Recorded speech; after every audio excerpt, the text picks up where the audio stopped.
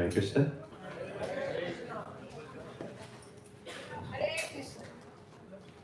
I'd like to take this opportunity to welcome each and every one of you. A very hearty welcome from all the organizers. On behalf of our God family, we welcome you to this year's 82nd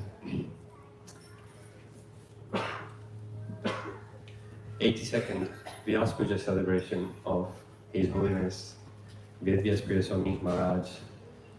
Holiness Vedavyasapriya Swami Maharaj ki. Every year, the God family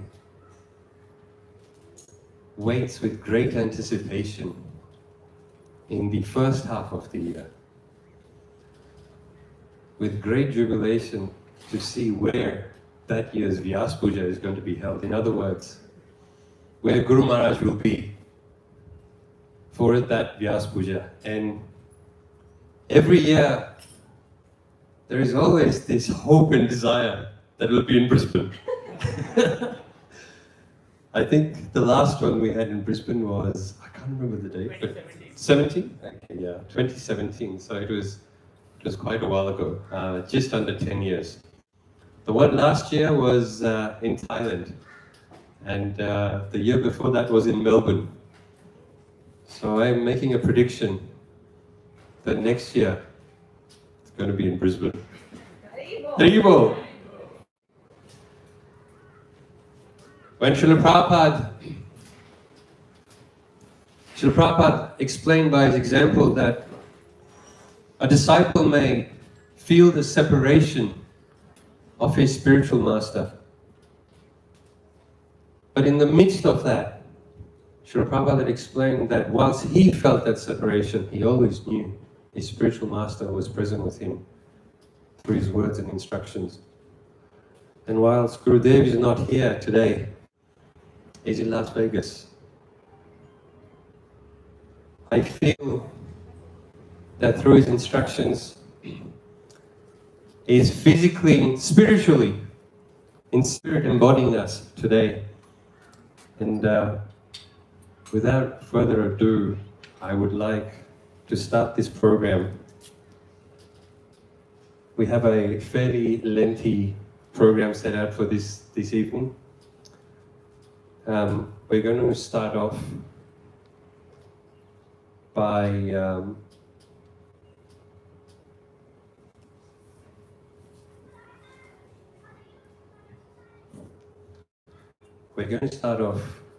the program with Nandkishore Prabhu, who will honor us by explaining the importance of this Vyasa Puja. I've heard Prabhu speak twice on this subject matter, and I must say, every time I've heard him speak, I've walked away very inspired. So Prabhu, if I may please request you.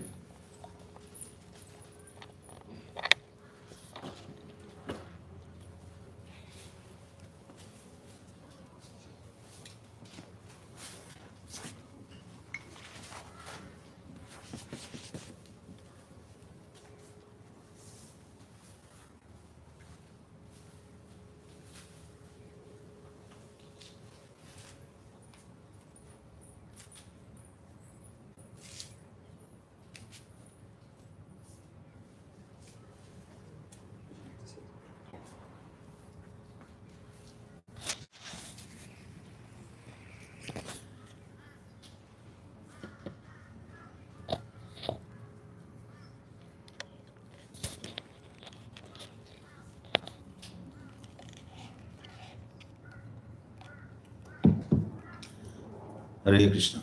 Hare Krishna. Om Jnanatimirandasya Jnananjanashalakaya Chakshur Unmilitam Yena Tasmai Shri Guruve Namaha Shri Chaitanya Manobhistam Sthapitam Yena Bhutale Swayam Rupa Kadamayam Dadati Swapadantikam Namo Vishnupadaya Krishna Pristhaya Bhutale Srimate Vedavyasapriya Swami Namine Namo Vishnupadaya Krishna Pristhaya Bhutale Srimate Bhaktivedanta Swami Niti Namine. Namaste Saraswati Deve Gauravani Pracharine. Nirvishesha Sunyavadi Paschatya Deshtarine. So, normally on a Vyasa Puja celebration, we usually speak about the meaning of Vyasa Puja in the beginning. So why are we celebrating this particular occasion? What is the significance? Puja is actually worship, and Vyasa is the worship of Vyasadeva. So, when the spiritual master appears in this world, that day is also celebrated as Vyasa Puja, because the teachings given by Vyasa is meant to be non-different from the teachings given by the presiding Guru. We see that oftentimes, some devotees come up and they ask a particular question because they have heard that I have accepted a Guru, and the Guru and my relationship with him is eternal. It's meant to be eternal, actually. So what happens if we do not complete our Krishna consciousness in this life, and because of the nature of how purified we have to become, that it takes many lifetimes? Will the same Guru come again, have to come again and take me back? Because he has promised that he will guide me in my Krishna consciousness and take me to Krishna. That's what actually the sum and substance of accepting a Guru is. Of course, we are not like the Mayavadis.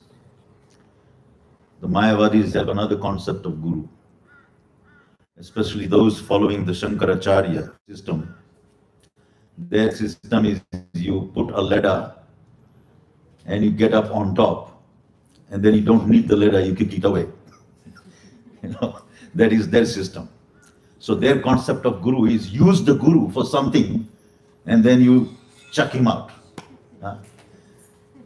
That is not what Vyasa Puja is about. The spiritual master is worshipped. Why is he worshipped on an equal level? You see if you look at any other religions, they will consider that how can anybody be equal to God? And no one deserves to be worshipped on the same level as God. But in our Acharya, in our line, we are told, Sakshat Dharitvena Samasta Shastra. Ruktas Tatha Bhavyata Eva Sadhi. We should be worshipping him like Sakshat Hari. Sakshat means completely like God. No, not different. Sakshat Hari means not different. You have to worship on that level. Now, why is that? Although the Guru does not call himself God, but he is to be worshipped on an equal level with God. So other religions will not accept that someone is. But in our line, in our Vedic culture, we have a different concept. We are worshipping the Guru, because he is very, very dear to the Lord. Now, the concept of being dear is that suppose you have someone you have become so close to, you are in love with each other. Naturally, what will happen is you share everything that you have. What belongs to you belongs to the other person. What belongs to them belongs to you. Am I right? As the level of loving reciprocation and the level of love increases, then we will see that Shri means opulence. All the opulence that Krishna has is bestowed upon the Guru also. The Guru is having all the Shakti that Krishna has by Krishna's grace. So, to the extent that he has been given the power that he can deliver any jiva to Krishna, that power. Something which we consider in this material world to be extremely difficult to attain. That power the Guru is endowed with. That is Balaram Shakti. We will soon be celebrating Lord Balaram's appearance also. So, therefore, whatever the Guru gives many, many instructions.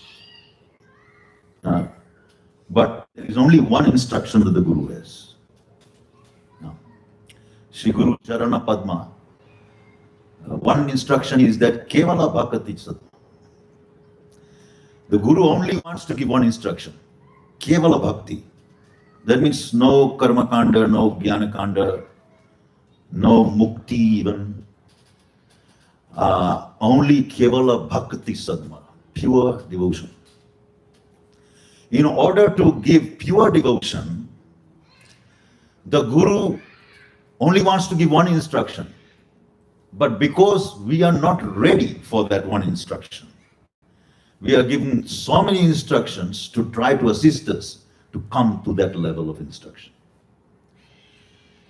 So, we have to understand that the Guru is directly the representative of Krishna. Now sometimes, of course, not sometimes, but it's a fact that we have a parampara system. No Guru will consider himself to be equal to his Guru. No Guru will consider himself equal to his Guru. And you see, that actually shows that as the parampara is descending, the humility is increasing.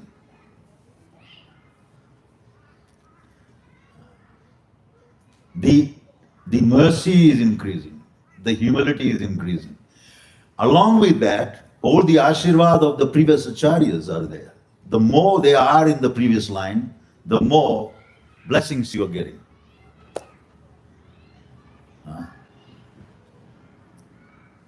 We don't want just, of course, even if we get blessing of one devotee, it is precious. But what if we can get more and more and more? So, Shri Guru is bestowed with all the opulences. Therefore, anyone who tries to follow the instruction of the Guru will be bestowed by the Guru the opulence with which that instruction is to be fulfilled.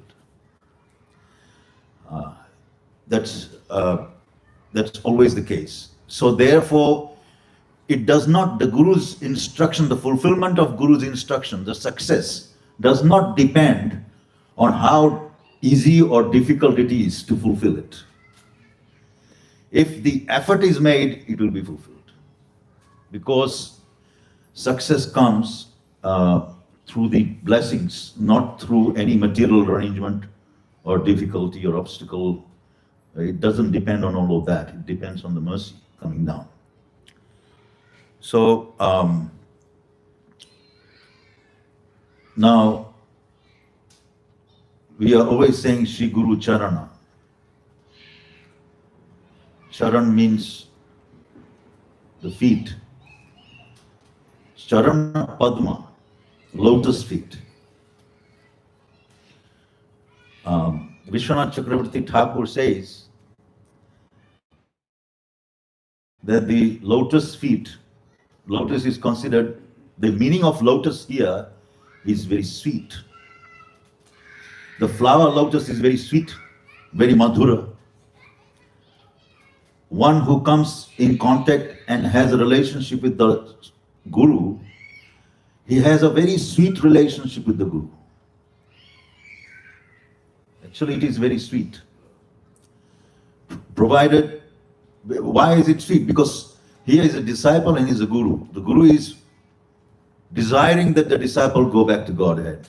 And the disciple is desiring that, but he is so grateful to the Guru that it's like each one is so much caring for the other. The Guru is caring for the disciple, and the disciple has the same mood of caring for the Guru out of gratefulness. And the Guru feels like this soul has taken shelter of me, so it is now my responsibility. So he is taking care of you more, like a father would take care of his children. He considers himself responsible. So it's actually a very intimate relationship that is established by the process of initiation. The Padma or lotus is very sweet. Similarly, what is that? Guru Mukha Padma Vakya. Again, Padma Vakya. What is that also? It is very sweet words coming out of his mouth. Actually, what he says is very sweet. But for a diseased person, it will be bitter sometimes. So if we see that what our Guru is giving us an instruction and we are finding it bitter, that means that much we are diseased.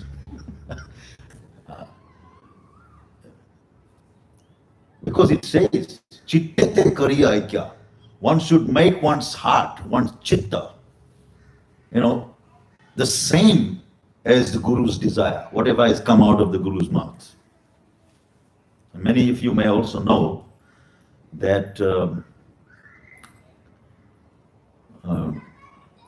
Prabhupada, Bhakti Siddhanta Saraswati Thakur had a disciple, and he was to think, everything that I own belongs to the Guru. So he used to bring his entire paycheck and give it to the Guru, and he has a family and wife and children there. So Bhakti Siddhanta personally had to then take responsibility of maintaining that family, because the disciple has thought that everything I have is belonging to my Guru. So as long as this mentality doesn't come that I have no existence separate from the existence of the Guru's business, until we come to that point of realization, or the complete surrender, that is, until then we are lacking in our Krishna consciousness. That means actually working outside, doing anything that we do, every action of a disciple, not only during the time of performing his sadhana, but during all time, throughout the day and night, it's all done for the Guru. Whether it's working outside, whether it's doing it's all my service to my Guru. Somehow I have to see it in that light, even though it may not look like it. When that is the mood, actually that is what is Vyasa Puja. We are worshipping literally not only the physical body, not only his lotus feet, we are worshipping his instructions by trying to follow them. So everything of the Guru has to be worshipped. And sometimes you may see, how is that possible? The Guru's body is diseased, the Guru has some defects, he has a material body like we have, he also has ailments. He may have diabetes, he may have blood pressure, he may have something, you know. So how do we take this? Is it supposed to be transcendental? So the acharyas have given an example that just like the Ganga has so many dirty things floating in it, impure things. But if you bathe in that Ganga, you still get purified. You still get purified. If you stay in association, if you still serve the body of the spiritual master, even though it's diseased or whatever, you still get the full purification of bathing in the Ganga. So,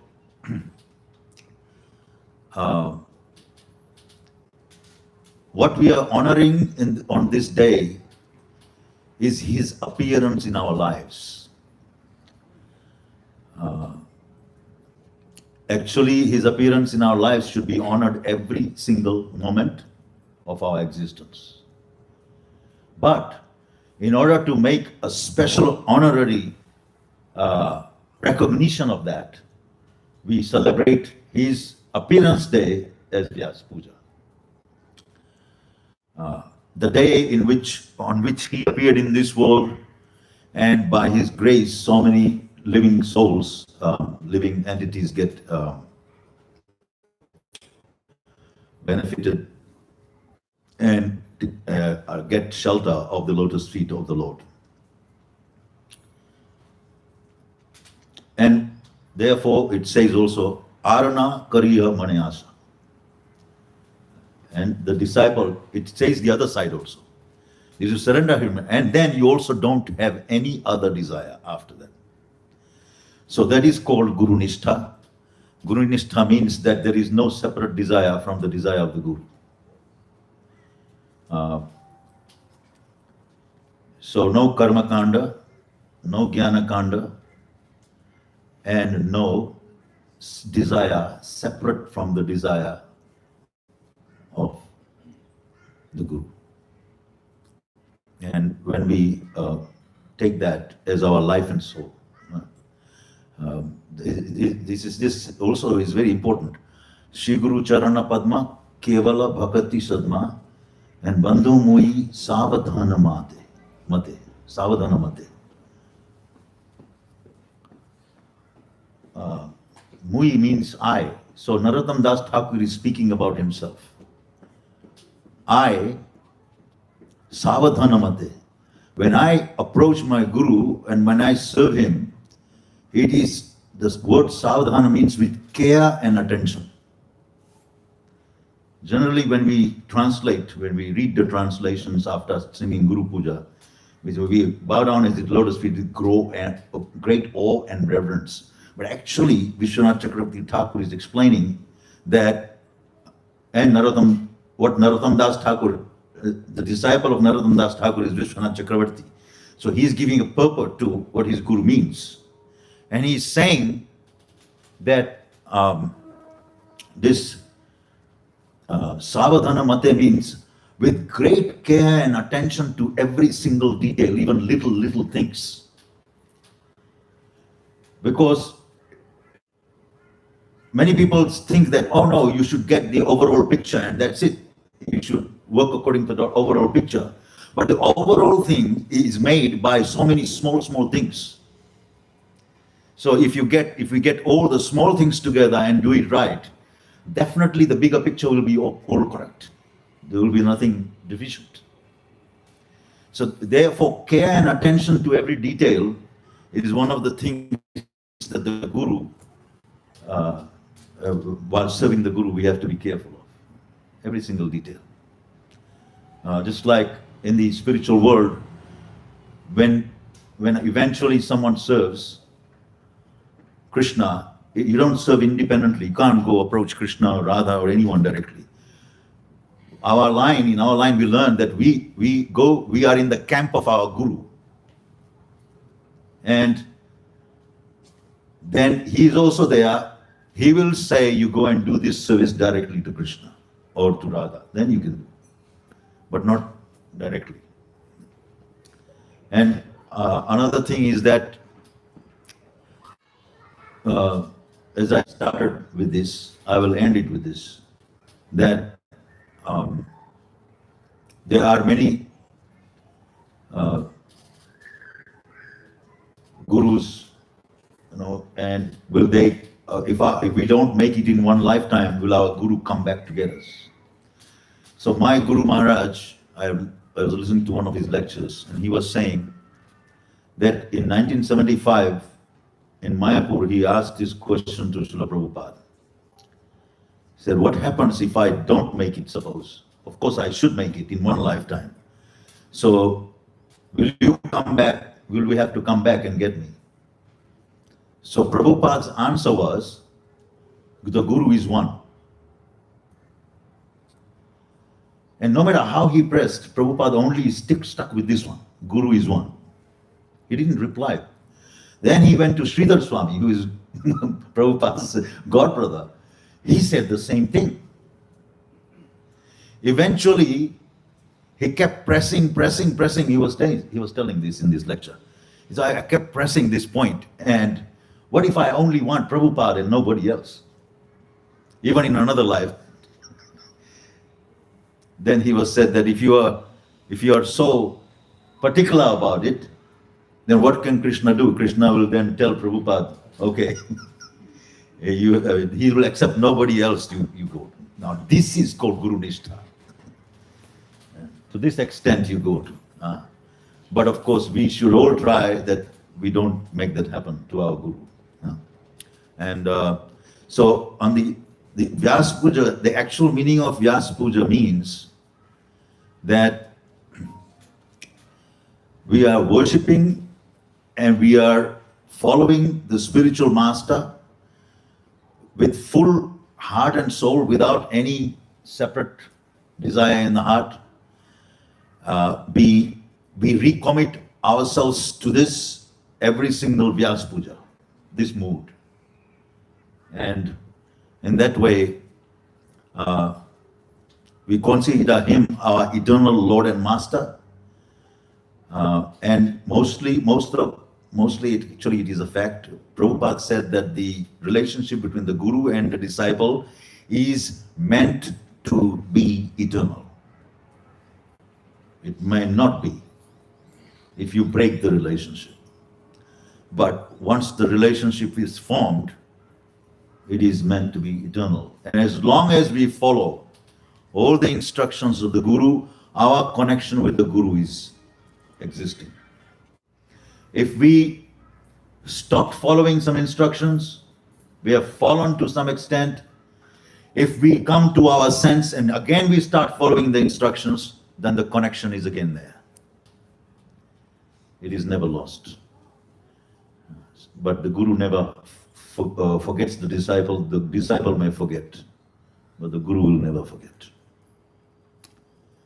So that's basically from my little brain, and understanding what the meaning of Vyasa Puja is. Thank you very much. Hare Krishna.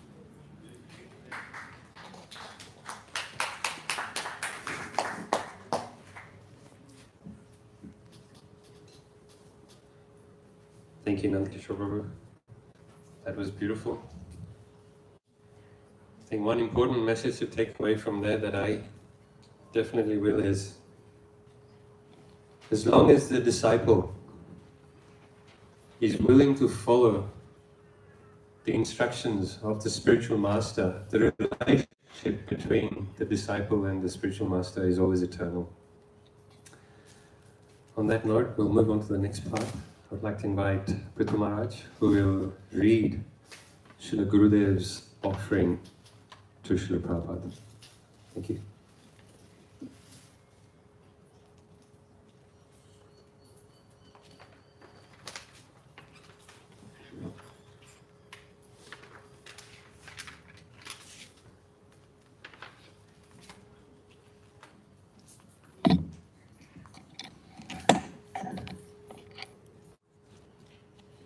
Hare Krishna. Hare Krishna. Hare Krishna.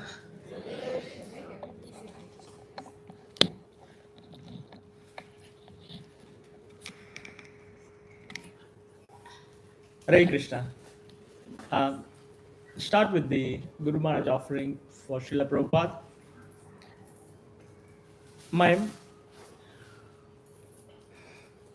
I take a pause.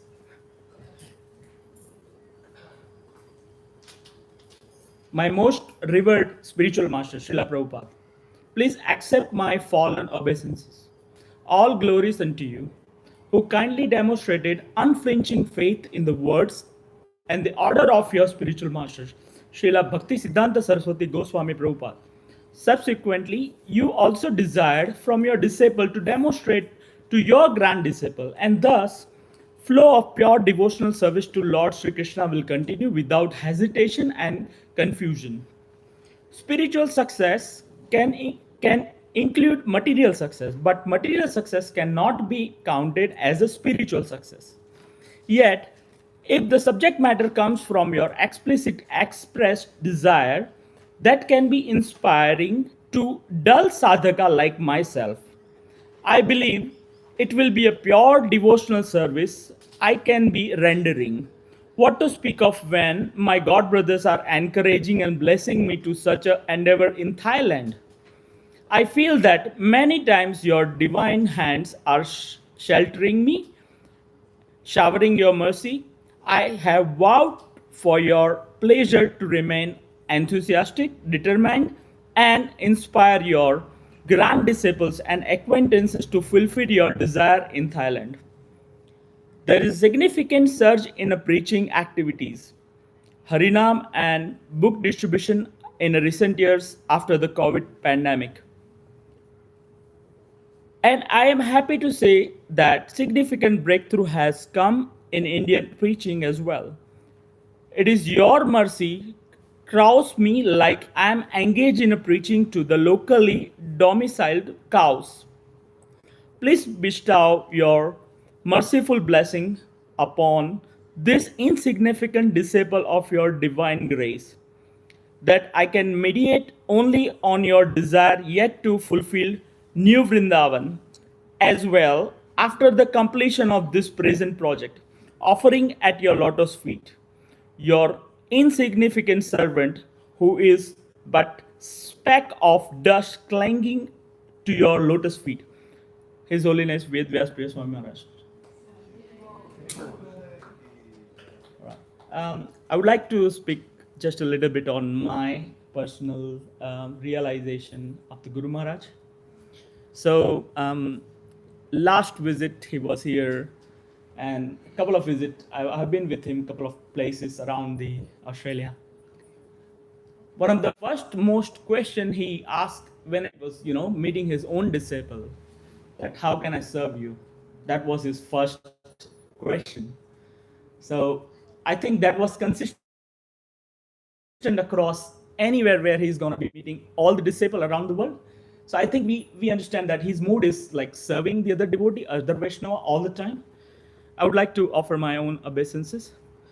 Dear Guru Maharaj, please accept our humble obeisances at your divine lotus feet. All glories to Srila Prabhupada. All glories to your tireless service to your mission.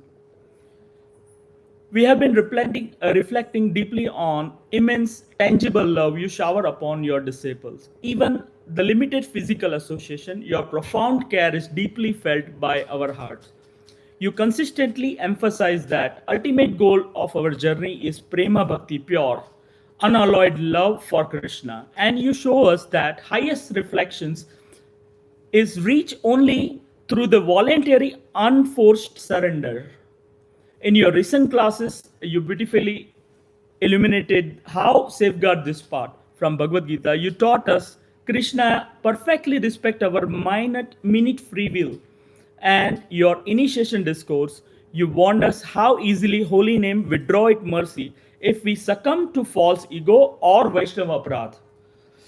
Through the pastime of Ambarish Maharaja, you showed us truly safety. A modern anxiety lies in the Yukta Vairagya, engage of our faculties in service and taking shelter with eternal family of Achyuta Gotra. You truly exemplify essential mood required to awaken that dormant prema bhakti as taught by Chaitanya Mahaprabhu. Thank you, Guru Maharaj, for never giving up on unworthy soul like us, magnifying Srila Prabhupada's mercy by your boundless compassion. You are transforming our heart, helping us through our anartha and guiding us independently choice towards a pure devotional service. May we always remain anchored at your lotus feet and one day bring a true joy to you.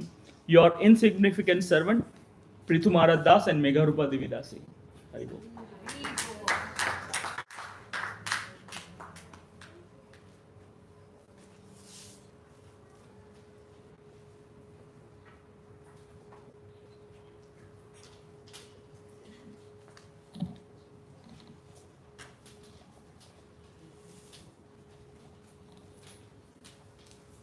Thank you, Prithum Maharaj. In Gurudev's offering to Srila Prabhupada, he spoke about this project in Thailand.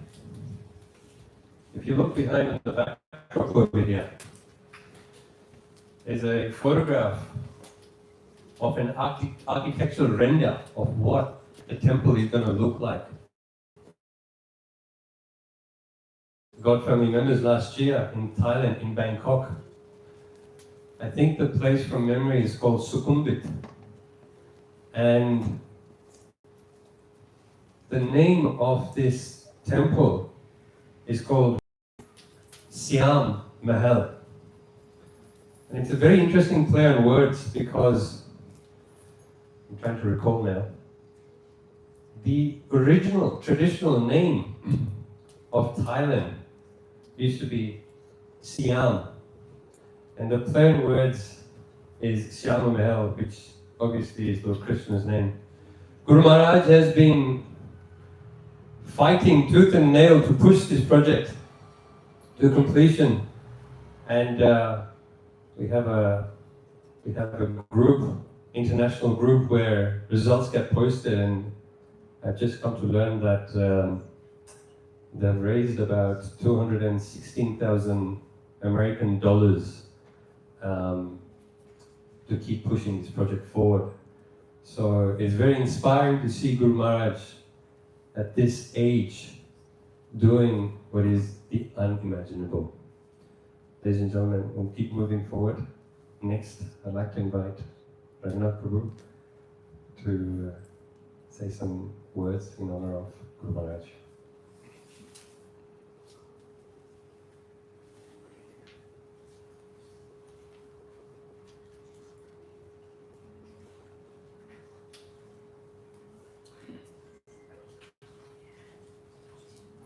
It's okay if I also sit down?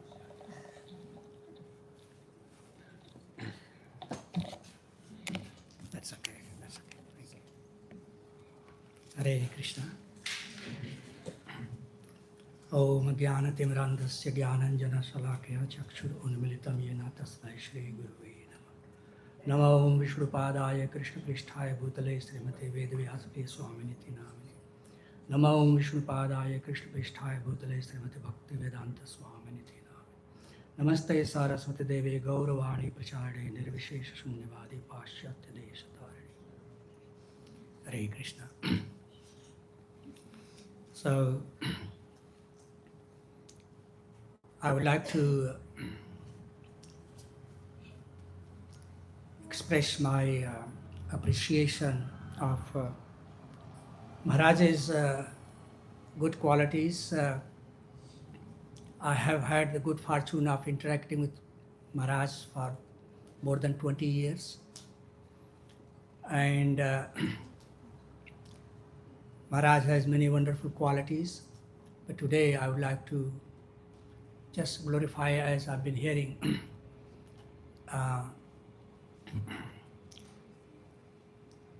Maharaj has very simple nature, as Prabhu was mentioning. He simply wants to serve, and his mood is always to serve his disciples also. Very simple nature, straightforward. He is very straightforward, as you know. He can give a very straightforward answer to your questions also. Straightforward instruction. And the very important thing which I want to highlight also is his trusting nature. So he is not only simple, straightforward, humble, but also very trusting in nature. When he will come to our place, sometimes I will offer him a flower garland and Maharaj will say, keep it for the deities. And then jokingly he will say, don't waste on me. Very humble he is. Maharaj's trusting nature is very important quality to have in our devotional life. Because if you can trust someone easily, that means you can trust Lord Krishna very easily also. If you have crooked nature and if you don't trust anyone, then it will be very difficult for you to also trust Krishna, which will make the surrendering process very difficult. So if we have trusting nature, it makes it easier for us to surrender to Krishna, to place our trust in Lord Krishna. This is something I have noticed in Maharaj very much. So Bhakti Siddhanta Saraswati Thakur will say, Saralata ei Vaishnavata. Simplicity is Vaishnavism. So Krishna very much likes simple heart, straightforward, simple, humble attitude he likes. And this attracts his mercy. The opposite side of Saralata is Kutilata. If by simplicity, by having trust in nature, we can easily surrender to Krishna and attract his mercy. By the same token, if we are kutil, crooked, who have taken this path of kutilata, and the result is that Krishna has distanced them from his lotus feet. Many years ago, I was with Maharaj's mother in Vrindavan. Ba, we used to call him Ba. And I was talking to Ba about Maharaj's nature. I was saying Maharaj is very simple, very straightforward, very honest, and very trusting in nature. She said, yes, that's how he is. And I was pointing out a couple of examples to her that how this very trusting nature of Maharaj is being exploited by some devotees. And she asked me to, why don't you talk to Maharaj then about this? Now imagine, it's an awkward situation. For me, being just a disciple of Maharaj, I consider Maharaj as my Guru Maharaj. I call him Guru Maharaj, even though I am not initiated by him. He is my Siksha Guru. There is no difference between Siksha Guru and Diksha Guru, as Prabhu was also highlighting, His Grace Nand Kishore Prabhu. Guru is one. So it was, for me at the time, it was Maryada Vatikram to go and talk to Maharaj and warn him about him being exploited by this. But I did contact those who were trying to exploit him. And as I say, that it's painful to see that those devotees have gone far away from the lotus feet of their spiritual master and also from Lord Krishna. So the point I'm trying to highlight here is that if we are serious in our devotional life in serving Guru and Krishna, we have to imbibe the mood of simplicity. Today is also disappearance day of Srila Rupa Goswami. Srila Rupa Goswami's teachings, as elaborated by Bhaktivinoda Thakur, highlights 6 limbs of surrender. Anukulasya sankalpam pratikulasya varjanam. Gopatritve varnam atma rakshisyatit viswaso gopatritve varnam tatha atma nikshepa karpanya sadvidha saranagati. So rakshisyati iti vishwaso. Vishwaso, that when you take shelter of your Guru and Krishna, you place full trust in the ability of Krishna to protect you and to look after you. Looking at the example of Srila Prabhupada Goswami, he basically practiced all 6 limbs of Sadagrati, and so much so, we know his simplicity, his humility, and his surrender and everything, sleeping under the tree and doing everything Srila Chaitanya Mahaprabhu wanted. Chaitanya Mahaprabhu was so pleased with his total surrender at him that Mahaprabhu revealed his heart to him. Today, we are in the line of Srila Rupa Goswami. By following Srila Rupa Goswami's mood, Srila Prabhupada established ISKCON. And so, in a sense, we all are Rupanuga. So, the point is that Srila Rupa Goswami, by his personal example, pleased Chaitanya Mahaprabhu so much so that Chaitanya Mahaprabhu revealed his inner heart. So today we know what Raganuga Bhakti is. And all the steps and processes described by Srila Rupa Goswami is there to get to the platform of Raganuga Bhakti and Krishna Prema. So this is how Guru and Krishna reciprocates to the level we surrender, we submit ourselves to their service. So on this day of very auspicious day of Maharaj's appearance day, I pray to Lord Narsimhadev and Gaurnita and Radha Govinda here for very good health to Maharaj, and also further empowerments in his service to Srila Prabhupada and Chaitanya Mahaprabhu. And at the same time, I also beg Maharaj for forgiveness for any offenses I may have committed, and for revealing some things which I hesitated at first to share, but I thought it was important to understand the consequences of not being simple in our relationship, because simplicity and trust is the foundation of any long-lasting relationship. Once we destroy that, then that's gone. So Maharaj, please bless me so I may imbibe your mood of surrender and simplicity in my devotion life. And thank you once again, Maharaj, for all your blessings and guidance, not just to me, for my whole family. Hare Krishna. His Holiness Vedavyasapriya Swami Maharaj ki jai. Jagat Guru Srila Prabhupada ki jai. Hare Krishna.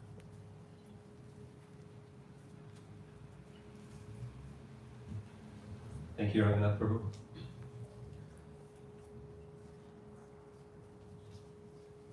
Raghunath Prabhu has a very strict relationship with Guru Maharaj. Every time I've seen Guru Maharaj give class or address an audience in a room, and when Prabhu is in the room, there's never not a point that Guru Maharaj doesn't have a jovial moment with him. So thank you, Prabhu. We're very lucky to have you here. A very quick correction. When I made the announcement about the funds that are raised, the $216,000 US that were raised for this project was just raised today at the Vyasa Puja in Las Vegas. So that's a very big achievement for the team. So without further ado, I'd like to call upon Jamadagni Guru to say some kind words. Thank you, Guru.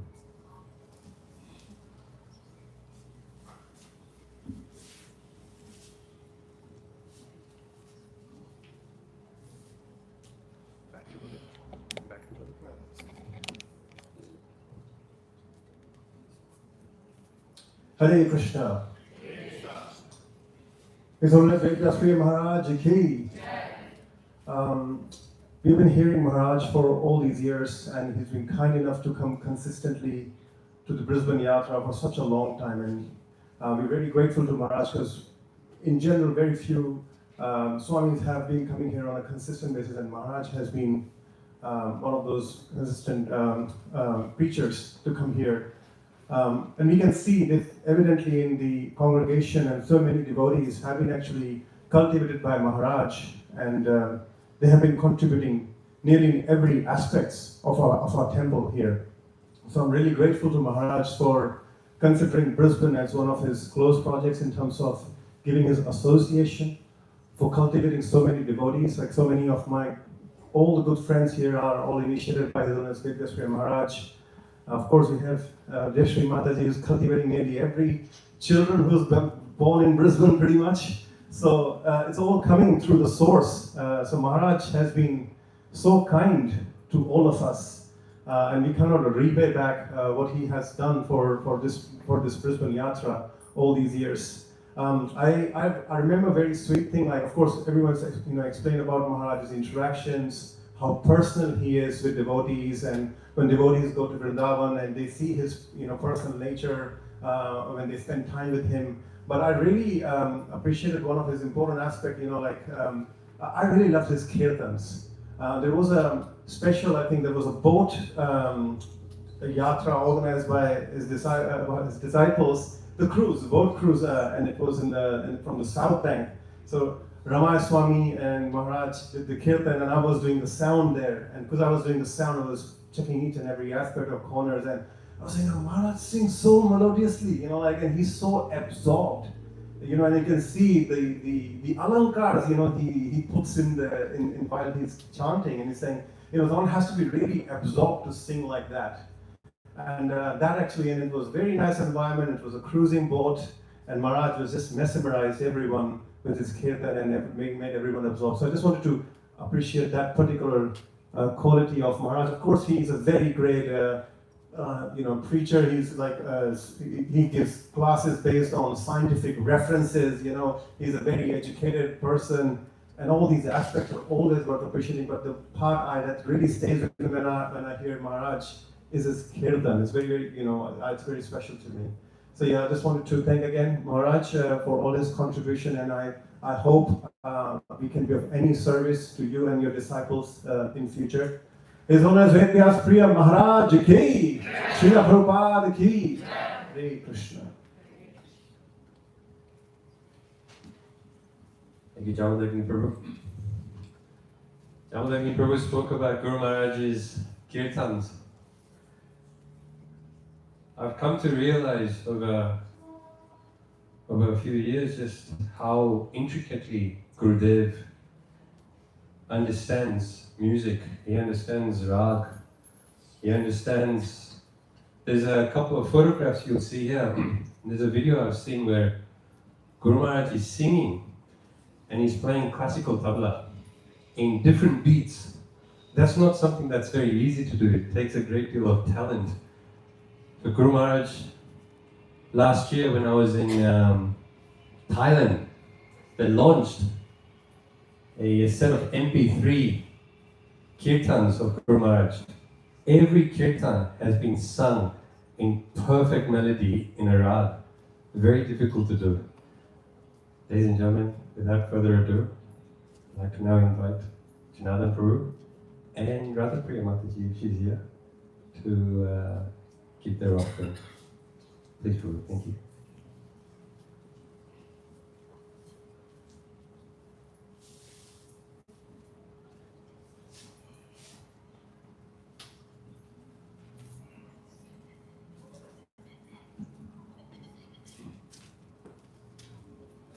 Hare Krishna.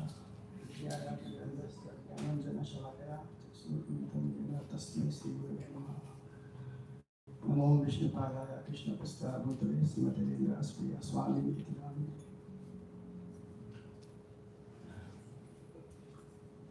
Every time I get this opportunity to give verbal offerings, I say the same thing. Thank you, Guru Maharaj, for accepting this fallen soul as your disciple. I'm so fallen and so degraded and so on. But this year I'm going to say the same thing again.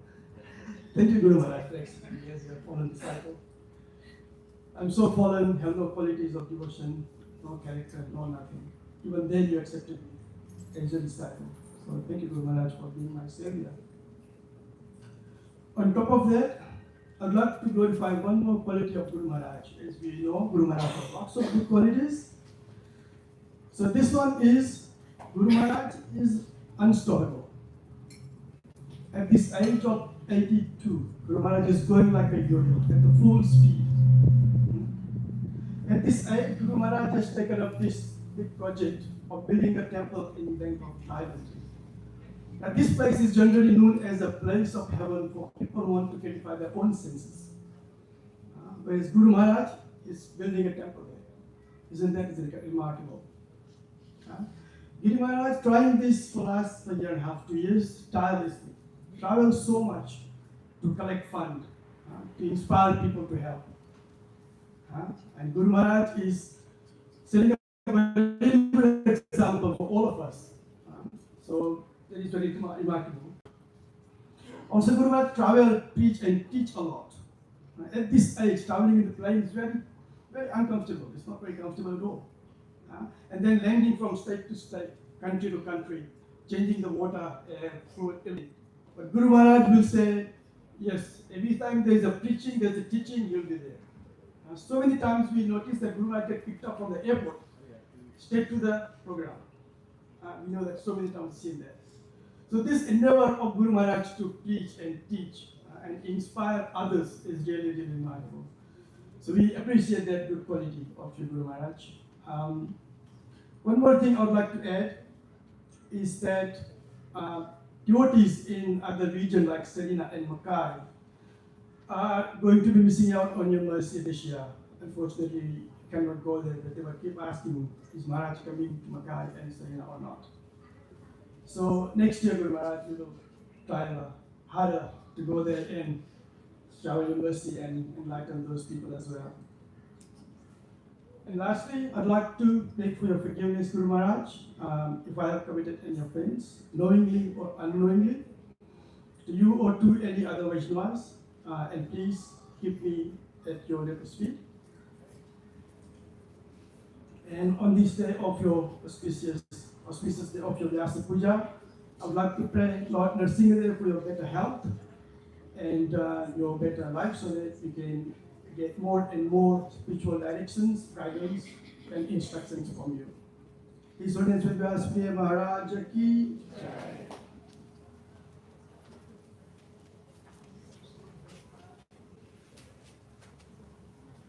Thank you, Janana Prabhu. Maharaj, at the age of 82 years old, he's really not slowing down. He travels from one continent to the other, from one time zone to the other. My mom and I, sometimes we have this discussion, we say, how is he doing it? It must be so tiring, but he is so charged. This project here is not a project for the faint-hearted. It is one of the largest projects that one can take on, but he's doing it with great success. Ladies and gentlemen, without further ado, I'd like to invite my good friend, my dear friend, Sanatan Prabhu, come and say some good words and give us his offering.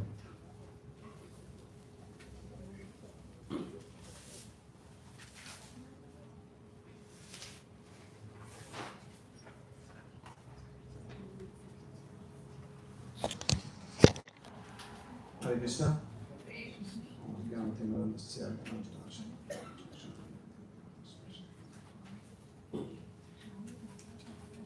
Thank you for the opportunity to speak. I'm very, very honored to have a little chance to glorify Maharaj. I haven't said this before, but Maharaj is very, very personal, which I'm sure a lot of you know.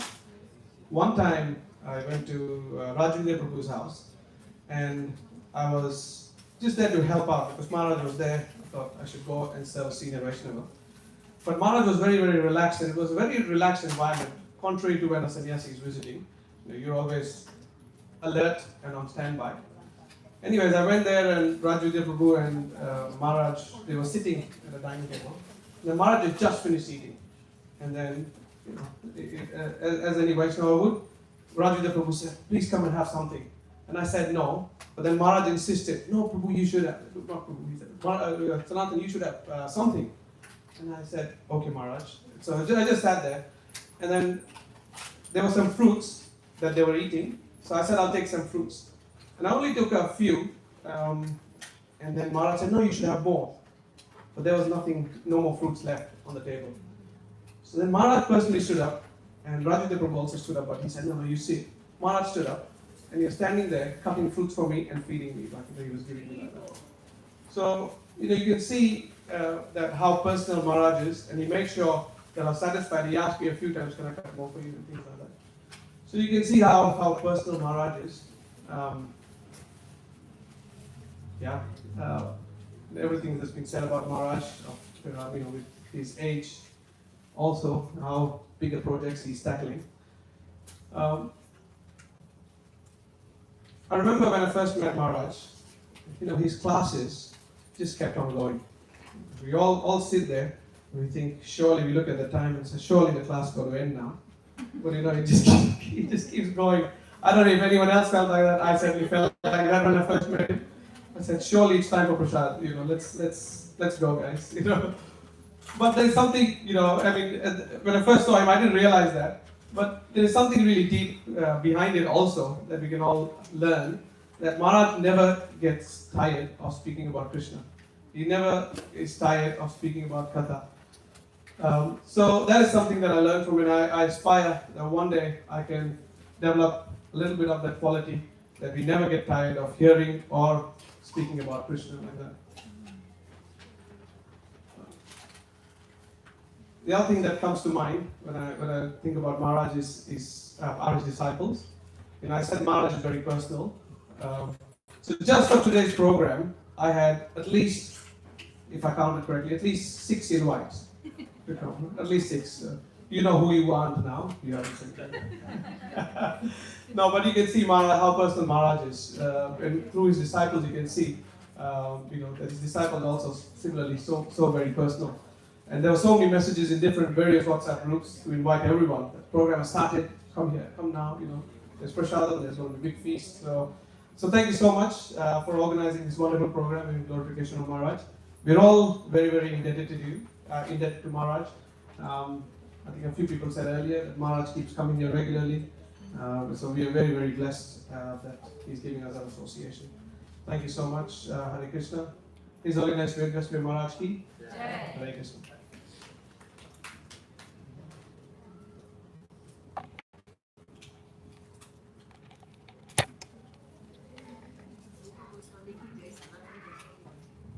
Thank you, Sanatana Prabhu.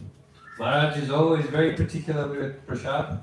In fact, when he comes here, he always makes it a point that if there's ever class being given, if he's addressing anyone, we always have to have something to distribute at the end. He always wants everyone to go home with some prasad. I remember in Vrindavan many years ago in 2011, when I just graduated from university, and a whole bunch of us had gone. I did not know Maharaj very well back then, but Janardhan Prabhu, our temple president, was with me, and he knew him. And there was a bunch of us who were just walking down to the temple, and we met Guru Maharaj just on the way. And naturally, I was standing at the back quite shy, and he was conversing with everyone. And he said, "What are you doing?" I said, "Nothing, we're just going to take some darshan." He's like, "Why don't you come? We'll have a feast." And we said, "Okay." We went and joined him, and he made pizzas, and he made parathas, and he made like different, there was like 4 or 5 things he made within a span of 45 minutes to an hour. Guru Maharaj is very talented when it comes to cooking prasad. Ladies and gentlemen, without further ado, next I would like to invite, there's a competition happening here. We're trying to work out whether Gaurav Karuna Prabhu is going to come or Sachi Mata. Prabhu? Prabhu. You have been given sanction from the Minister of Home Affairs.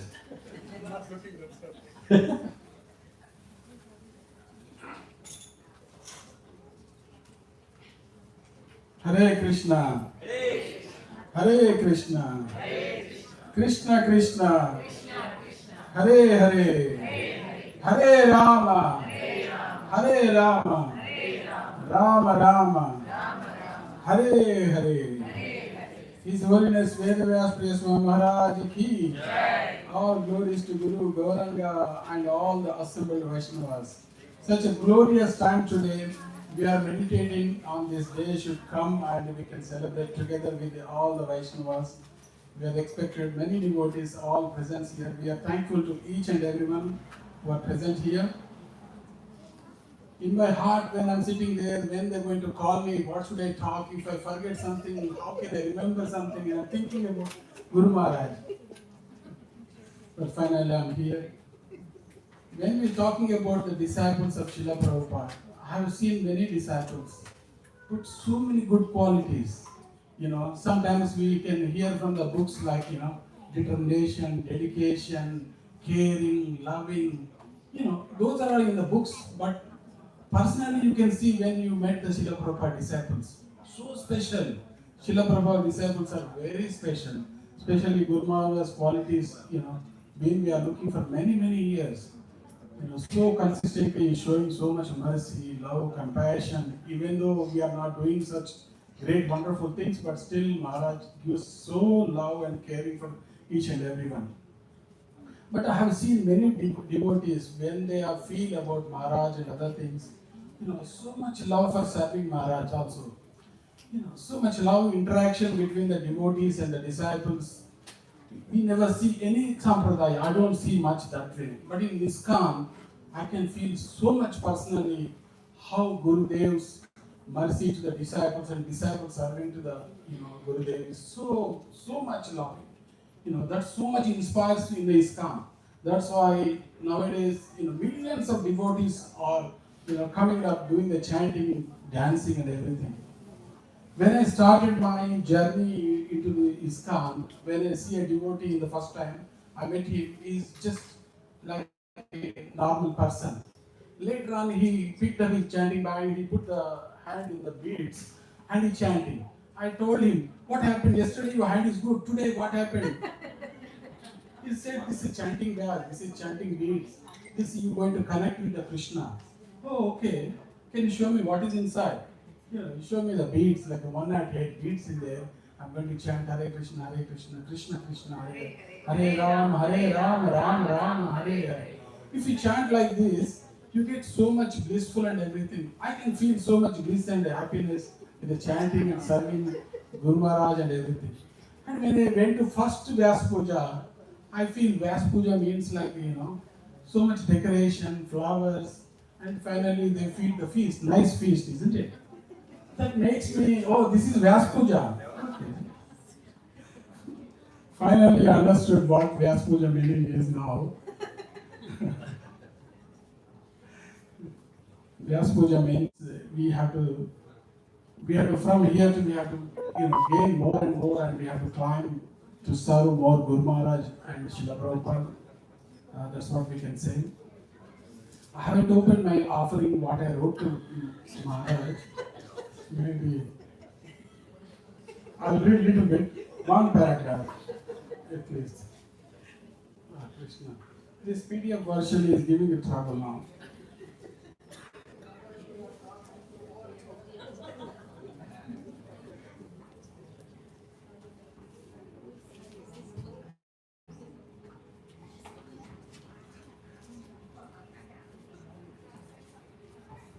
Anyway, sorry, it's not coming up, it's playing with me. Srila Prabhupada ki, Srila Gurudev ki. I hope after the program, please stay connected for the prasadam. Prasadam is the mercy of direct from Krishna. Thank you. Hare Krishna. Thanks for bearing me, giving opportunity as well. Thank you, Prabhu. Thank you, Prabhu. Ganagara Prabhu is, in my head I have a nickname for him. You should tell us. I call him Annadata. He loves feeding. He loves feeding, he loves cooking, and he does it with a smile. He very much follows in Srila Gurudev's footsteps. Thank you, Prabhu. We're very fortunate to have you. Mataji, it's your time to outshine Prabhu. I'd like to welcome Sachi Mataji now. Thank you.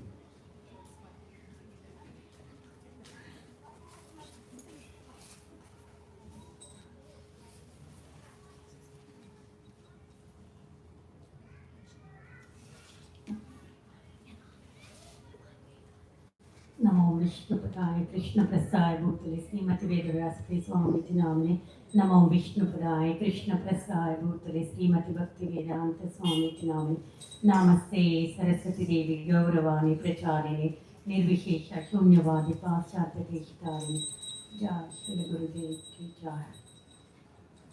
Hare Krishna, dear Gurudev. Happy 82nd Vyasa Puja Mahotsav to you. Thank you so much, Gurudev, for accepting me as a servant, which I'm really not at all worthy of. Thank you so much, devotees, for giving me the opportunity to glorify Srila Gurudev. So today, actually, I'm very lazy. I haven't even written my Vyasa Puja offering. Guru Maharaj is so kind, so merciful that he knows that I'm lazy, but he always accepts me and gives me his always valuable guidance for us. So I just would like to glorify a few of the important qualities of Guru Maharaj, which really so much I always meditate on. I'm hoping and praying that at least a fraction of that little qualities I'll get in me, so my life is going to be successful. So some of the things like Guru Maharaj, thank you. So some of the things like Guru Maharaj is so compassionate, which everyone others might have spoken about. Because Guru Maharaj is so kind and compassionate to everyone. Wherever he goes, any of the, if you see the little children, he is so much connected to all the young kids. He always talks to them, give them his guidance and talk to them so personally. And he always so caring for old people also. Last time when we had a God Family Disciples meeting, Guru Maharaj was telling that I really love old people. Look at his compassion. He is so much kind to the young people and also the old people. And he is so much equal to everyone. So many places in the world where normally people don't go much for the preaching, Guru Maharaj goes far and wide to preach. And I really can't remember this Maharaj's name. We used to live in Botswana where the people in devotees in there, they were the disciples of this Maharaj. And that Maharaj, he is from Punjab. I'm sorry, I forgot the name of Maharaj. But this Maharaj left his body. And Maharaj goes every year, he promises Godfather that, okay, I'll go look after your disciples. So Maharaj makes an effort every year to go to Botswana and preach there in Botswana, look after the devotees in Botswana. So he goes to far and wide, there's no one even to PNG. Mataji says, Arundhati Mataji says that, Mataji, no one comes here except Gurudev.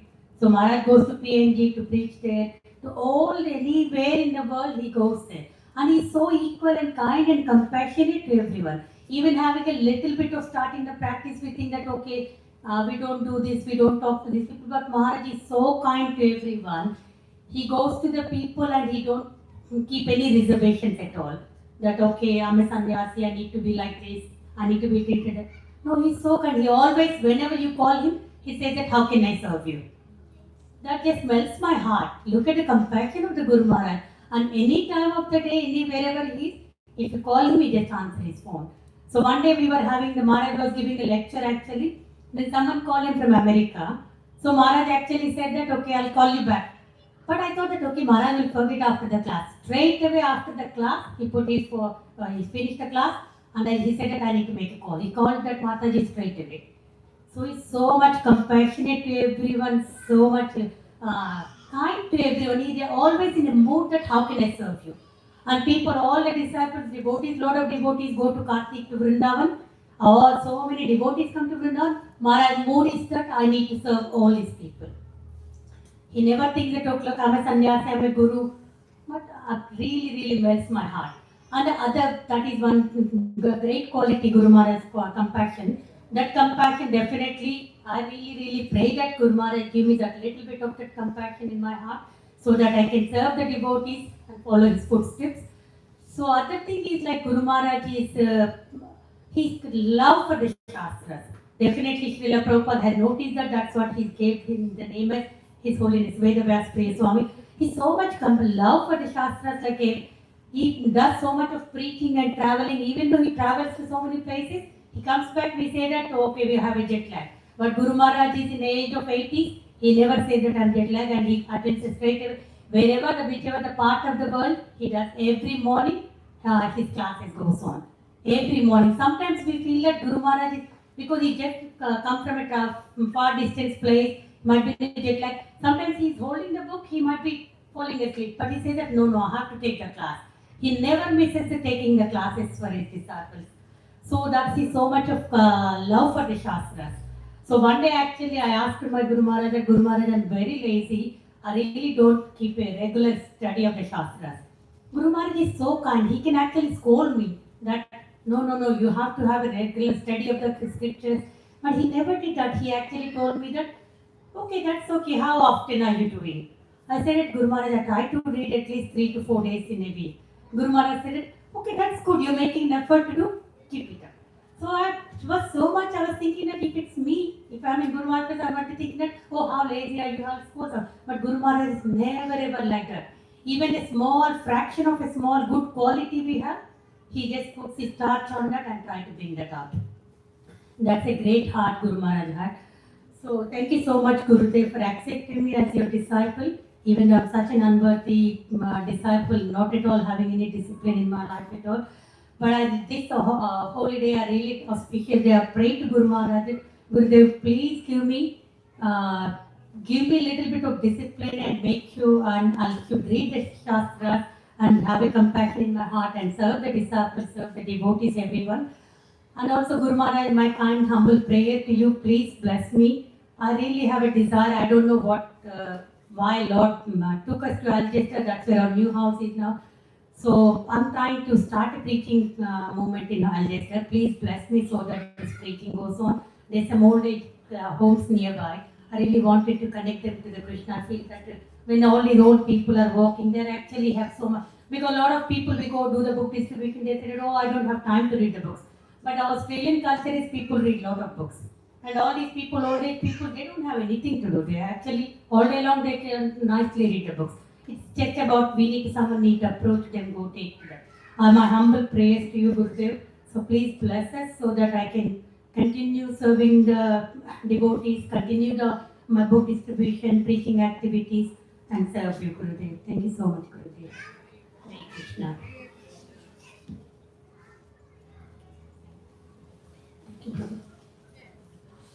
Thank you, Satyamata. Very kind words, straight from your heart. I know Guru Maharaj, he, when it comes to cultivating devotees, he does it in a very compassionate way. When I met Guru Maharaj and I introduced myself and I asked if I can take shelter, he said yes, but I hesitated. And he said, why are you hesitating? I said, I'm a bit scared. I said, why are you scared? I said, what if I make a mistake? Guru Maharaj changed that entire atmosphere. He said, beta, vyadhinika. He said this word beta, and I just melted. I've noticed this with Guru Maharaj. He treats everyone like as though they're their children. Ladies and gentlemen, speaking about children, without further ado, I'm going to invite Pranika and then Johnny.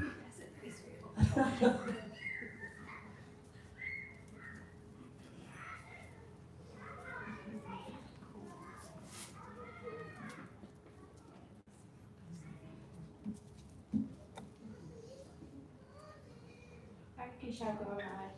Happy 82nd Vyasa Puja. You inspire us to serve by your own act. One time when we were going to Vrindavan, you asked us, what do you want to make? I will make it for you when you come. We said, no Guru Maharaj, what should we do to serve you?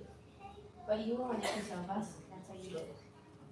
You made preparations for all the 50 to 60 devotees of us. This shows us all your serving attitude with love and care. Another point is that you inspire us in bhakti. Guru Maharaj always says chant, chant, chant. Don't say can't.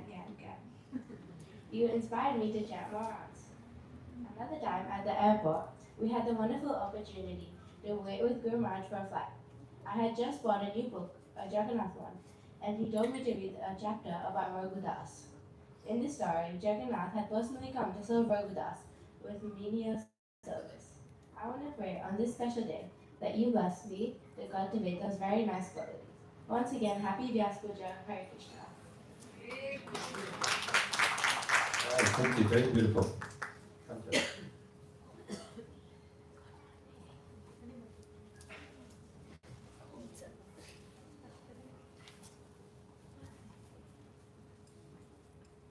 Dear Guru Maharaj, please accept my humble obeisances. Happy 82nd Vyasa Puja. Thank you for regularly visiting Brisbane and nurturing so much since I was a toddler during your visits. I still remember when you started calling me Mukti Ben, which means smart in a teasing way, and I used to get annoyed. I also remember when I used to never eat anything but yoga rice. Nobody could make me eat anything but that. During one of your visits, I was playing around while you were taking prasadam, and you called me and fed me different items from your plate. Since that day, I started eating food other than yoga rice. This shows how merciful you are, and that through a simple act, you are able to change something that nobody else could. Every time you come, you give me different instructions. Like you said to chant daily, and another time you asked me to learn instruments for kirtan. And when you recently came, you instructed me to learn how to cook various items. Please bless me so that I can follow your instructions and grow into a nice devotee. Your humble servant Janvi, or as you call me, Mukti. We will.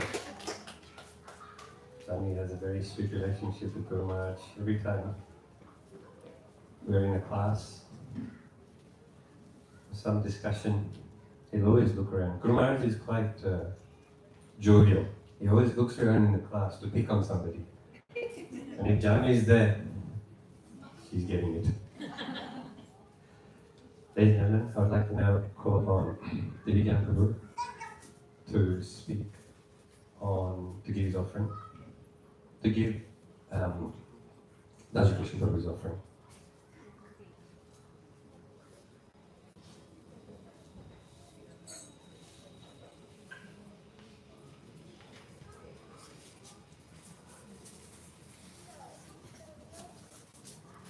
Hare Krishna. Hare Krishna. Hare Krishna.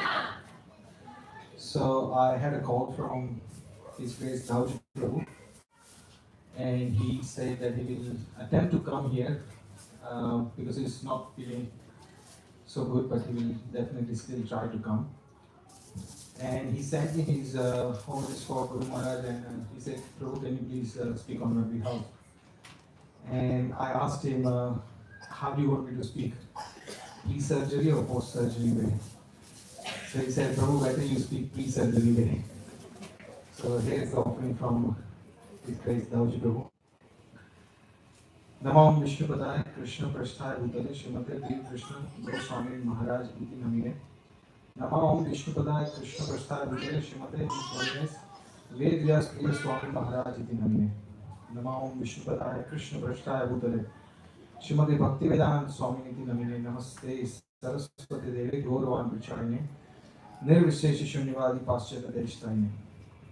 Dear Srila Gurudev, His Holiness Vedavyasapriya Swami Maharaj, Hare Krishna. My most dear and respected His Holiness Vedavyasapriya Maharaj, please accept my most humble, prostrated obeisances at your lotus feet. All glories to your divine grace, all glories to Srila Prabhupada, all glories to Sri Guru and Sri Gauranga.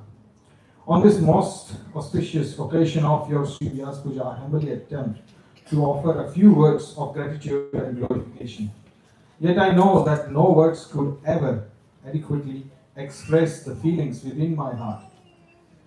I'm so sorry, Maharaj. Sadly, I could not be there physically due to my sickness, and I have kindly requested Divya Das to kindly read out my offering, Maharaj. From the very depth of my heart, I thank you for your unlimited blessings, mercy, compassion, love, and care towards the fallen souls like me and my family. Despite every obstacle, this time, your many responsibilities and your constant service to Srila Prabhupada, you have always somehow made time for us, not during our calamities, but always. You always made it so easy for us, knowing that I can't travel. You visited me at all times. Whenever we have needed your guidance, blessings, or association, you have lovingly made yourself available with no rush. Thanks for the most adored, your chanting bag that I am only blessed to have. Along with my Gurudev, you are always only a phone call away. I cannot imagine how I could ever repay such causeless mercy. Your compassion towards me and my family is not something recent. Ever since I first came to know you in Fiji, you have been like an umbrella of protection in our family's life, continually guiding, encouraging, and inspiring us on the path of Krishna consciousness. Through the various stages and challenges of life, your affection and concern have remained constant. Your compassionate nature reminds me words of Bhagavad Gita. Advaita sarva bhutana maitra karuna evacha nirmano nirhankara samadukha sukha sami. One who is not envious, but is a kind friend to all living entities, who is free from possessiveness and false ego, equal in happiness and distress and forgiving. Maharaj, this verse beautifully reflects the qualities we have experienced through your loving being. You have shown friendship, compassion, patience, and forgiveness to so many devotees, always encouraging us to continue our spiritual journey with faith and determination. Srimad Bhagavatam, 3rd Canto, 25th chapter, 21st glorifies the association of saintly devotee that clearly describes yourself, Maharaj.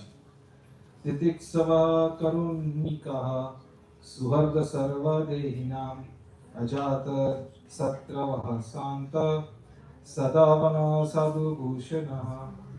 The devotees are forbearing, tolerant, compassionate, and friendly to all living entities. They have no enemies. They are peaceful and they are adorned with all good qualities. Maharaj, your life and service exemplify these divine qualities. Your compassion gives shelter.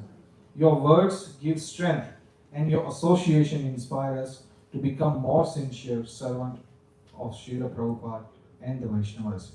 Your disciples are so living example of what you teach. They follow your example by serving with humility, compassion, and dedication, and by going above and beyond in their service to others. Through them, we can see the depth of your loving guidance and the lasting influence of your example. Not one, but all have been very kind to me, always offering to help me. The Srimad Bhagavatam, 3rd Canto, 25th chapter, 25th verse also teaches us the value of saintly association.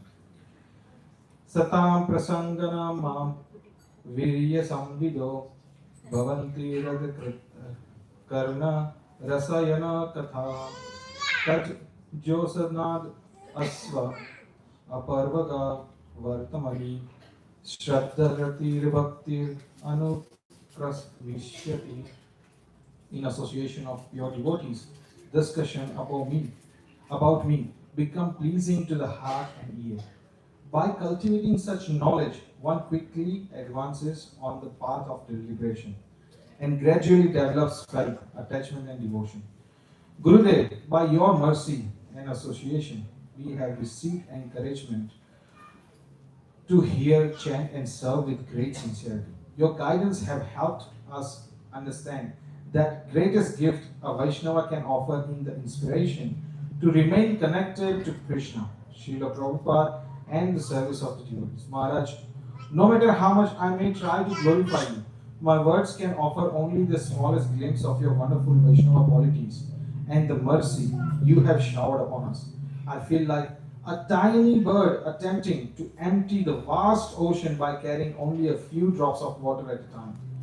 In the same way, with my insignificant words, I am trying to describe an ocean of gratitude, affection, and indebtedness. Such an effort is simply beyond my capacity. Your life of devotion, humility, and dedication to Srila Prabhupada, Sri Chaitanya Mahaprabhu, and the mission of ISKCON is a constant source of inspiration. Through your loving dealings, you have taught us that genuine Krishna consciousness is expressed not only through words, but also through compassion, service, and sincere care for the Vaishnavas. Sri Chaitanya Mahaprabhu had taught us the mood in which we could chant and serve. Sri Shastakam says, Pranadapi Sunichena Tarurapi Sahishnana Amanimana Dena Kirtaniya Sadahari. One should chant the holy name of the Lord in a humble state of mind, thinking oneself lower than a blade of grass, more tolerant than a tree, offering respect to others without expecting respect to oneself. Maharaj, you have demonstrated this humility and tolerance through your own example. Your life teaches us how to serve without seeking recognition, how to forgive, and how to offer respect and encouragement to others. On this sacred day, my entire family joins me in praying the lotus feet of Shri Radha Krishna, Lord Nrsimha, Sri Chaitanya Mahaprabhu, Lord Nityananda Prabhu, and Srila Prabhupada to always protect you, bless you with excellent health, strength, and allow you to continue spreading their mercy for many, many years to come. Our heartfelt and perhaps somewhat selfish prayer is, Gurudev, please remain with us forever and ever. May we always remain sheltered by your blessings, guidance, and loving association. Please forgive my any faults, offenses, and shortcomings. Kindly continue to bless me and my family so that somehow we may remain attached to the lotus feet of Srila Prabhupada, serve the Vaishnavas, chant the holy name sincerely, and one day develop genuine love for Sri Radha Krishna. Hare Krishna, Krishna Krishna, Hare Hare, Hare Ram, Ram Ram, Hare Hare. Wishing you a most blessed and glorious Sri Vyasa Puja Maharaj with unlimited gratitude, always praying for the dust of your lotus feet. Your humble servant, Davji Das. All glories to you, Gurudev. All glories to Srila Prabhupada. All glories to your loving service to Shri Guru and Gauranga. Hare Krishna.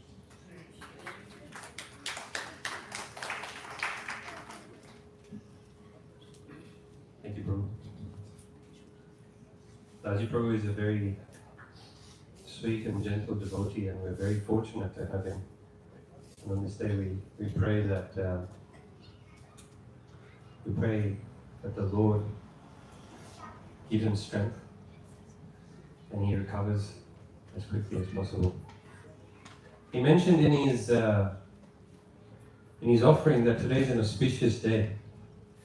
Today is an auspicious day, not just because of the Vyasa Puja we're celebrating, but some interesting facts. See, Guru Maharaj was born on the 1st of August, 1944. But we celebrate not based on the Western calendar. We celebrate based on the Tithi. And the Tithi was on Dwadasi, which is today. So that in itself makes it auspicious.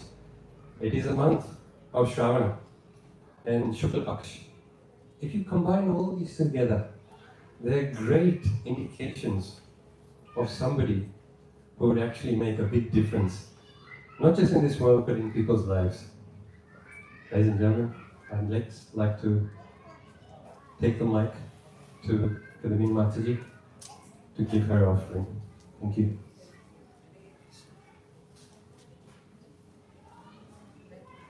Hare Krishna.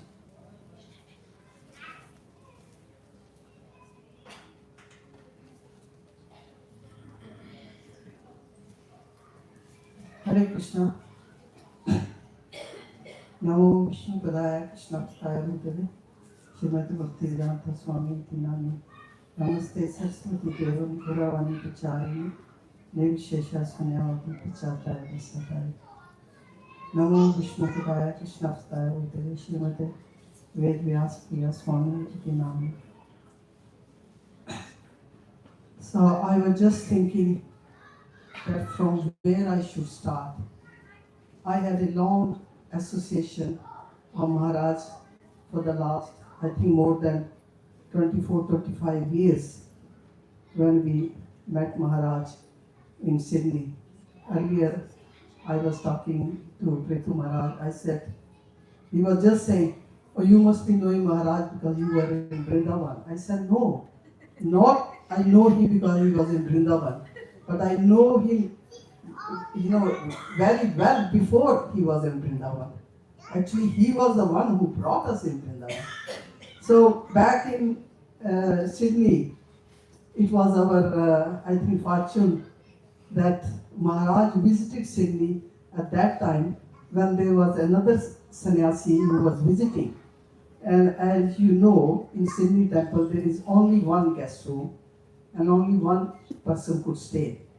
So Maharaj came, and one of the disciples of the Krishna Goswami Maharaj, and he asked us, he said, there is a sannyasi and we need somebody to host him. And I said, but I don't know him and I have never served a sannyasi, in my house. I don't know anything. And he said, no. He's a Gujarati and you will be okay. And I said, okay. So Maharaj came to our home in Sydney. And nobody would believe. I never thought that I have a guest or a sannyasi. I just thought that he's just like a family. And I was so fortunate that I was working at that time, and I didn't have much time to spend with him. I used to cook breakfast for him before I go to work. And then I will just leave the home. I said, Maharaj, you can look after yourself. But it was just like home. He said, don't worry, I'm all right. And you just lie down on the lounge and everything. So Maharaj was so, to us, I never thought that he was like a guest in my family. So that's long back. And then of course, we had association. Yeah, as I said that there is so much with Maharaj, so many incidents and so many things we spent time with Maharaj, and I didn't know what to say. So I just picked a few things I will say, otherwise I'll be talking the whole evening and nobody will have time to say anything. I'll see if I don't lose like a...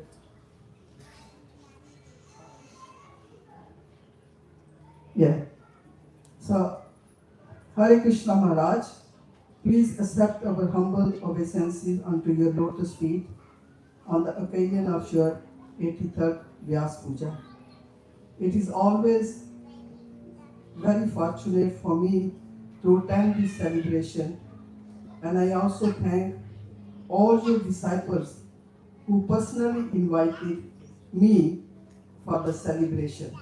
As earlier one of the speakers said that they had so many invitations, personal invitations, and I am one of them. I must be having 7, 8, and maybe more than invitation for this.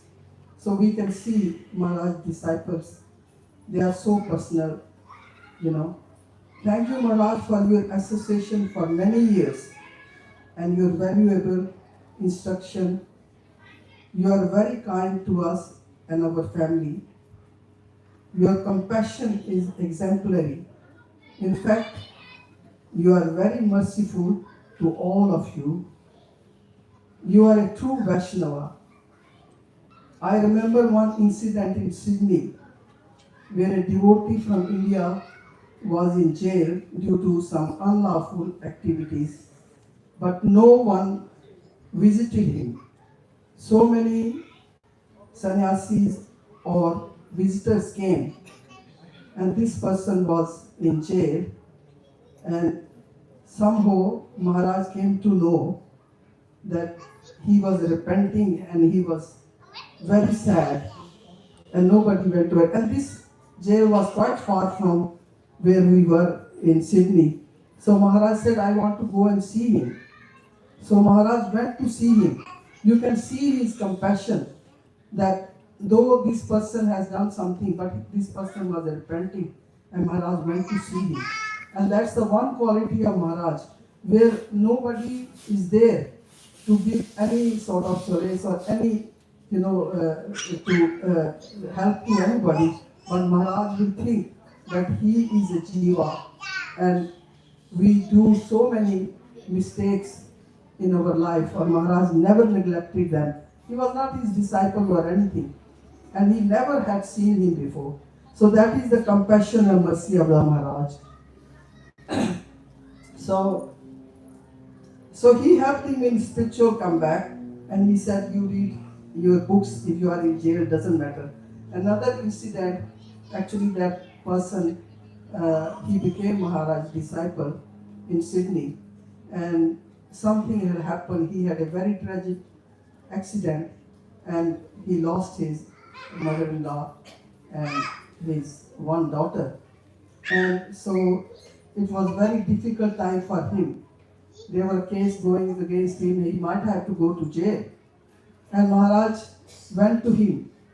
And actually Maharaj was not, he hadn't taken initiation from Maharaj then.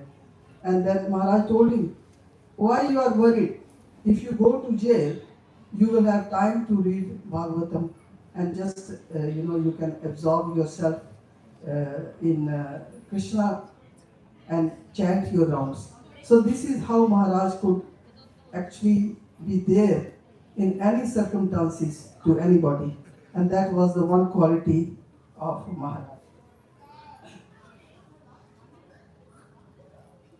Excuse me, I just lost my right thing over there.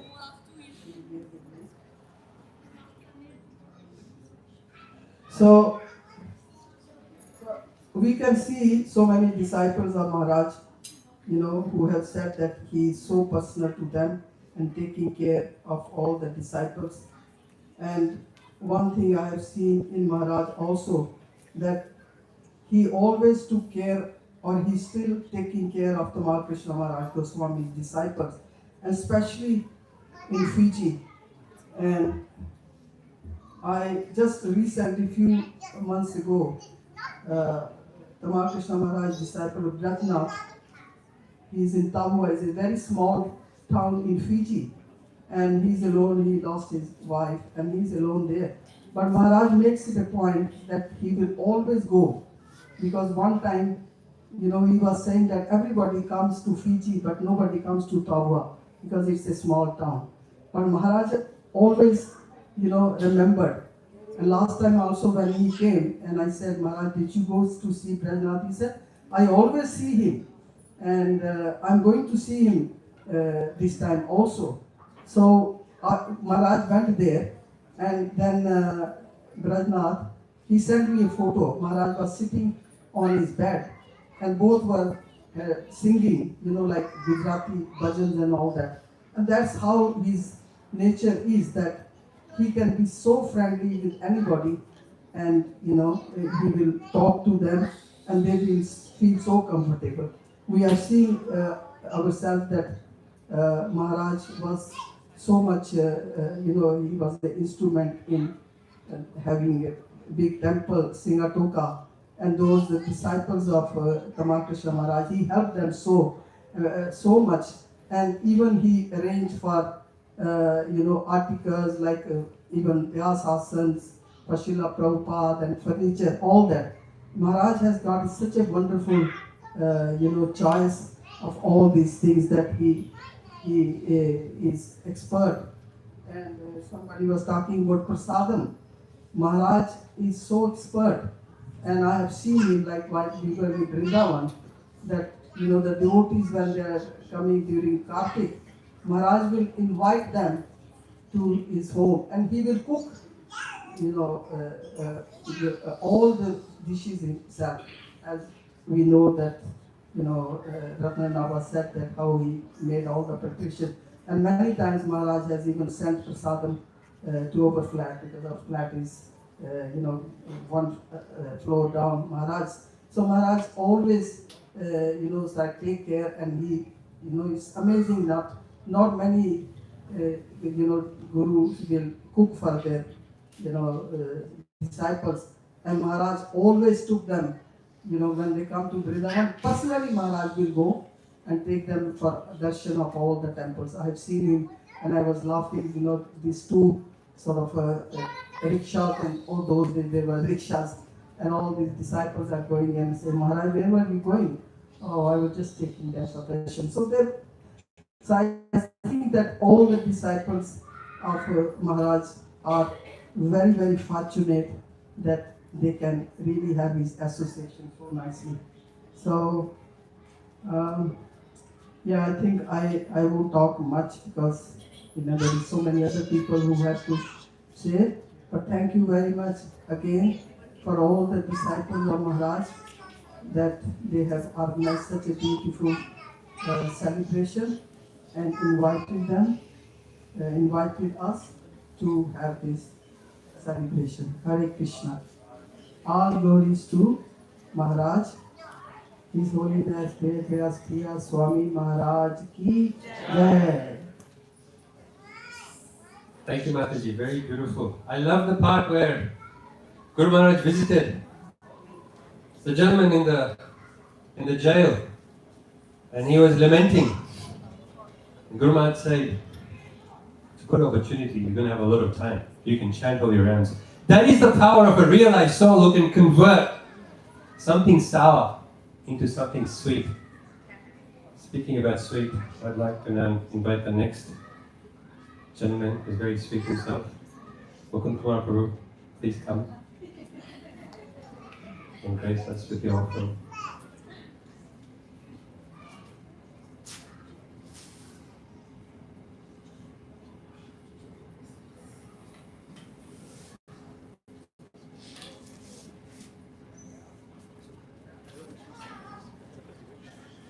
No, that was not sarcastic. You're very sweet. Hare Krishna. Hare Krishna. His Holiness Vedavyasapriya Swami Maharaj ki. I'm very fortunate that I'm having darshan of Maharaj 18 years ago in Melbourne. It was in 2008. And when I was in Melbourne, I had more opportunity of darshan of Maharaj than compared to Brisbane or anywhere else. Because I was staying with a devotee, disciple, Brihad Banu.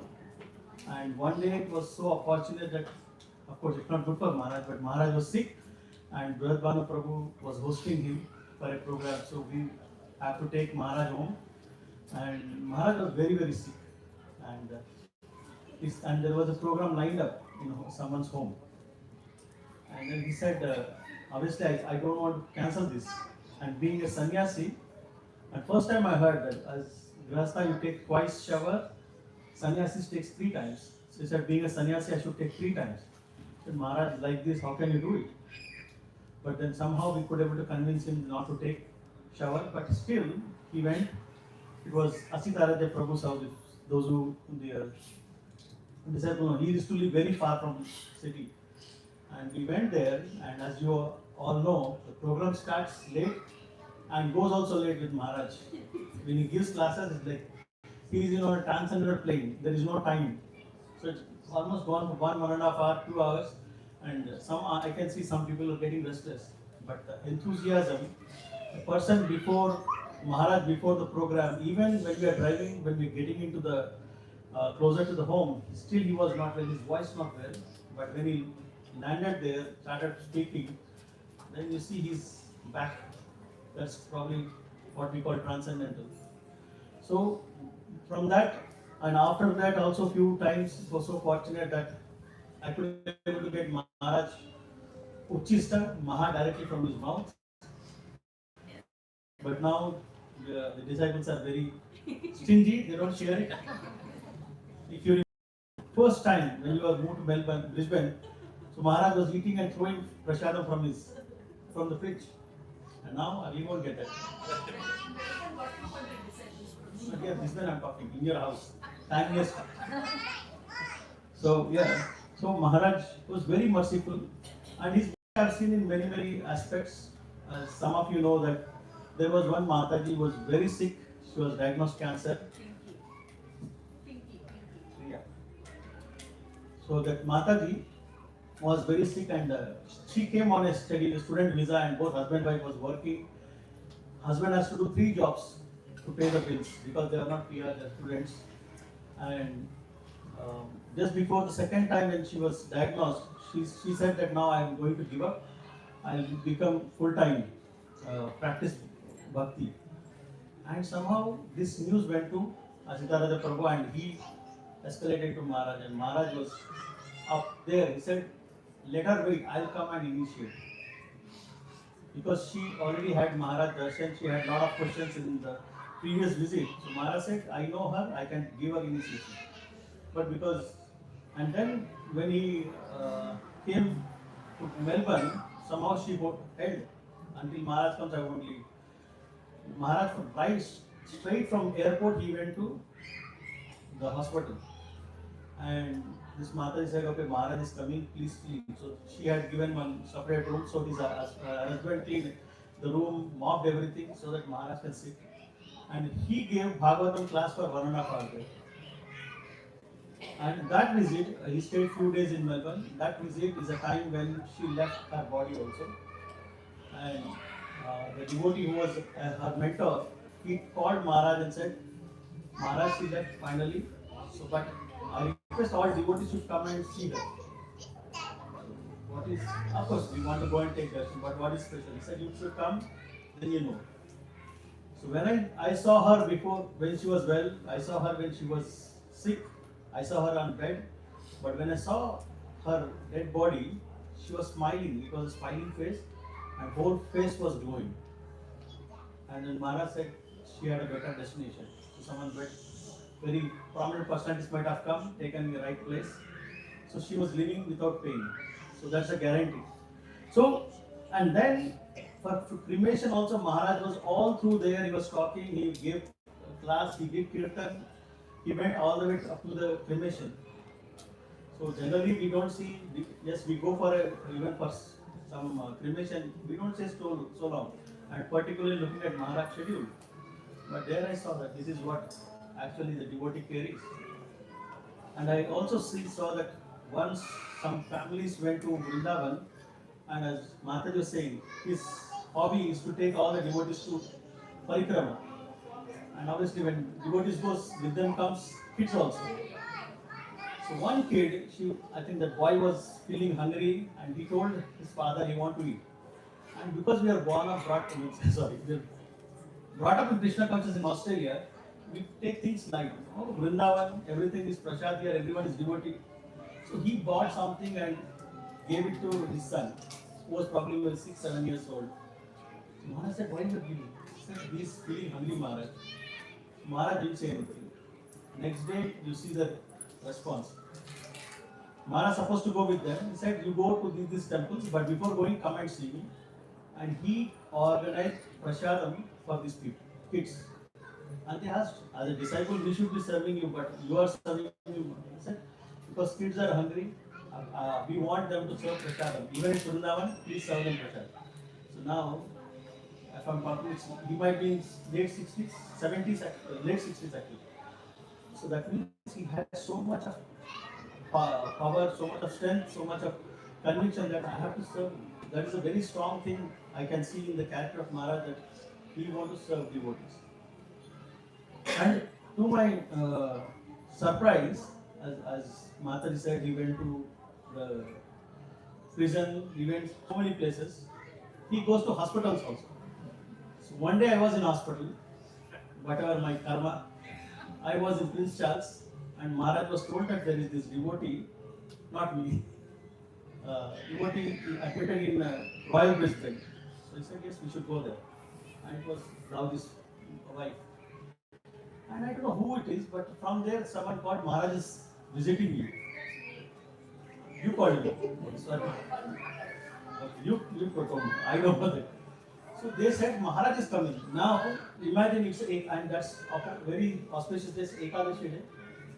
And I don't know what to do. I heard that when Maharaj comes, we should make everything clean, neat. Whatever I could able to do, did it. And Maharaj came and he sat there. Again, he gave a class. No, he didn't sit. Probably because it's not clean. He don't want to take the risk of his food. One thing he told, still I am working on, work in progress. He said, you are very healthy. You are too healthy. So he's saying that I should lose weight. So I'm working on that. I don't know how many years it takes, but yeah. So Maharaj was very conscious about it. See, again, I am not, I just said, you know that I am not a disciple, but he made a trip from Royal Brisbane to Hills Charles and spent time there, motivating us, motivating devotees. And after he left, the other 3 people who were in my ward, they asked, "Who are you?" Because that day there were 40 people visited me. Others, no one is coming. Who are you? I mean that there is one person in saffron robes is coming. Who are you? He said, "It's not me. It is Prabhupada and Prabhupada's disciples." And in my own life, whenever I have any crunch time, anything, so I always have darshan of Maharaj. In 2008, not 8, in 12, I got a news that my grandmother died. I was very close to her, and she was very fortunate to leave her body on Nityananda Trayadashi. I was serving in the temple. We had a festival next day, but in India they were celebrating the same day. She said, "Your grandmother died." So I went to the festival, and then after that I thought, let me go to Mayapur with her ashes. But somehow that ashes didn't work out because my family had some other plannings. They said, don't do that. Let's do it the place where we are doing all the time. Okay. I went to Mayapur, and to my surprise, the 2 personalities walking. One was Radhika Prabhu, the other one was Maharaj. And Maharaj said, of course, he don't know my name, but he knows, he has seen me 2 places, Melbourne, Brisbane, 2 places he could able to recognize. He said, "What?" I said, "This is," and I wanted to bring ashes to Ganga and put it here, Maharaj. He said, "Don't worry, don't be too sentimental. If you really want to do something to your grandmother, offer some prasad to Vaishnavas, offer some prayers to Krishna, it will be more than enough." So, like this, whenever I had, this is one instance, but whenever I had any situation like that, somehow either through his disciple or through someone, I get some mercy from Maharaj all the time. So with this I have spoken. I think I need to give to others also. So with this I'll pray Maharaj that how he has this quality of serving Vaishnavas and quality of preaching. So please give that shower me on this very auspicious day, so that I could able to become a small instrument in Srila Prabhupada's movement. Hare Krishna. His Holiness Vedavyasapriya Swami Maharaj ki. Thank you, Muthu Kumar Prabhu. It's through these beautiful glorifications that we hear that we can understand the true character of a Vaishnava and build great love towards them.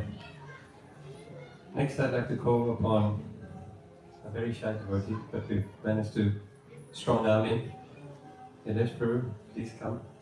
Thank you.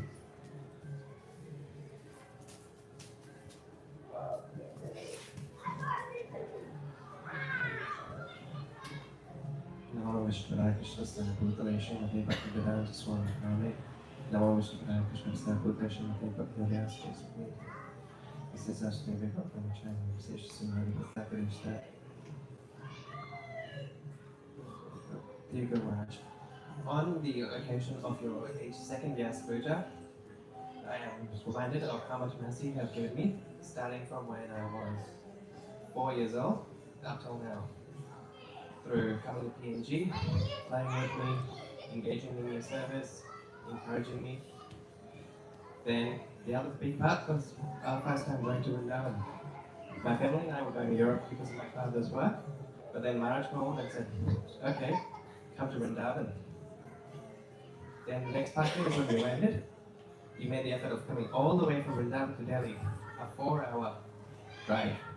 You drove us all back. During that stay, I remember you cooked us delicious prasadam, lasagnas. And then you made sure that we were taken care of. Another part I remember was the first time my parents went for a Govardhan program. I was very young, I couldn't go. But you and Bach kept me entertained and made sure that I was taken care of during that whole time. What struck me during the most is regardless, in any time, you always gave your attention, time, and mercy to anybody. And you always took the call, regardless of whether you were busy giving class or to bedtime. You always made sure that you were there. I don't have always the greatest words of eloquence to describe you, but I humbly pray on this day I can be an instrument at your lotus feet, Maharaj, your servant village.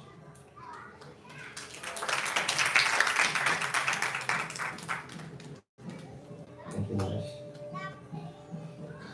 Next, we will ask Vidika Prabhu to please come and give his offering to the Lord.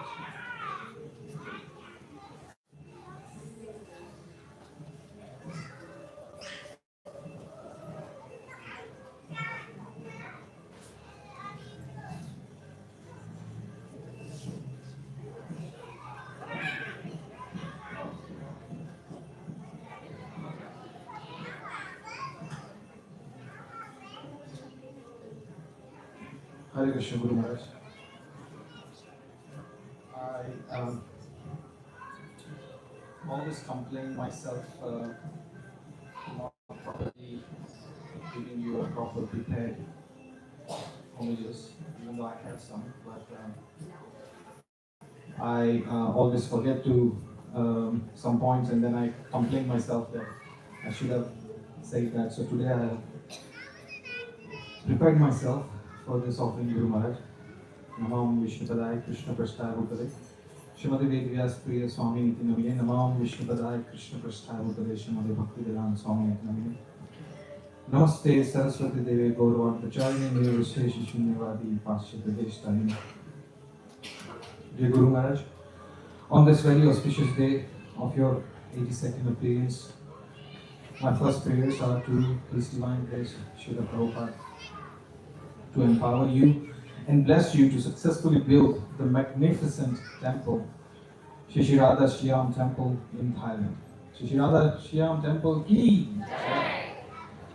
Building this temple is not just another project for you, Guru Maharaj. It is your service to Srila Prabhupada to fulfill his desires. I also pray to Shishi Nitai Chaitanya Chandra and Lord Jagannath, Baldev and Subhadra to shower torrential mercy on you to give you strength to execute this very important service at the lotus feet of Srila Prabhupada. Guru Maharaj, over the last few years, our family had the opportunity to host you for your Brisbane Yatra. There has been many experiences where I have realized that the service to build Shri Radha Shyam Temple has become your life and soul and is everything that matters to you. Just as Srila Prabhupada, when he arrived in New York, he did not have any resources, and yet miraculously inspired hundreds and thousands of souls following His Divine Grace's footsteps. You preach and inspire many of us by showing your own example. But Guru Maharaj, it breaks our heart when we read all the inconveniences and obstacles Srila Prabhupada had to go through while after arriving in New York, from being dependent at the shelter of Agrawal family to babysitting their children to alone living in a small room, and somehow Srila Prabhupada maintained his bodily needs just enough to survive, to follow the order of his spiritual master. Guru Maharaj, it even scatters our hearts more when you hear and witness the inconveniences you go through in your 80s, living in a very small space in Thailand. Absolute focus is to build this temple. At the same time, you give your time to please the devotees around you, while your own health stumbles internally. And yet, you smile and attend each and every devotee who comes to you to visit you. You completely ignore your bodily discomfort and climb stairs, walk miles, and fly destination after destination, yet without a permanent destination. We only see that all your traveling, all your preaching is only centered around to please His Divine Grace, Srila Prabhupada. I remember one day while talking to a devotee in Brisbane, the devotee offered if he can book a business class flight for you as that itinerary was a bit exhausting. And your answer to this devotee brought tears to my eyes, Guru Maharaj, when you replied, Prabhu, I can manage economy class. But would you like to help me for Thailand project for the difference of that economy class? Guru Maharaj, I can see that you did not want to over ask this devotee. You made a very polite request to give donation for only the difference of the economy tickets instead of asking for a business class. You managed to travel through economy class and go through all the hurdles. You have always given respect to every individual interacted with you. What to speak of your God brothers and God sisters. Guru Maharaj, you never miss to glorify and appreciate the journey and the efforts of your God brothers and God sisters while you remember an incident or pastime when you are giving a class. We hear all these beautiful pastimes. We all have witnessed your deep respect for His Holiness Srila Maharaj, His Holiness Gaur Govind Maharaj, His Holiness Loknath Maharaj, His Grace Andhra Prabhu, and many others from whom you have been inspired. This very approach of yours, gratitude, is what we aspire. As our true devotion and sincerity will be confirmed by our mutual cooperation in the service of Srila Prabhupada. Guru Maharaj, thank you for giving shelter to my wife at your lotus feet and inspiring our whole family to serve Srila Prabhupada and Shishi Gaur Nitai. We seek your blessings to be part of the service that you render for Srila Prabhupada. And I look forward to serving you for your very important project for Thailand. Your servant, Divya Das, Reha, and Veda would like to say something to Guru Maharaj. Hare Krishna, Guru Maharaj. Thank you for staying with us and blessing us. You know how you said we have to teach 10 people Hare Krishna Mahamantra in 1 year? I teach 2 of my school friends how to sing Hare Krishna Mahamantra, and I tell them to sing it every day, and I promise I'll teach 8 more people the Hare Krishna Mahamantra. And happy birthday, Guru Maharaj. May Krishna bless you.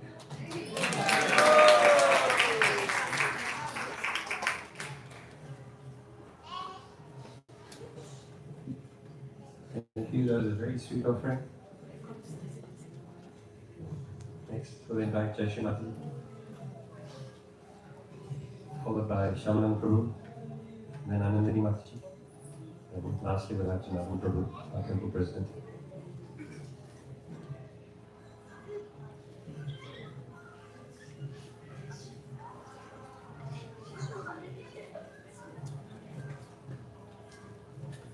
Namo Vishnu Padaya, Krishna Prasthaya Bhutale, Srimate Vedavyasapriya Swami iti namine. Namo Vishnu Padaya, Krishna Prasthaya Bhutale, Srimate Bhaktivedanta Swami iti namine. Namaste Saraswate Deve Gauravani Pracharine, Nirvishesha Shunyavadi Paschatya Deshakarine. Hare Krishna.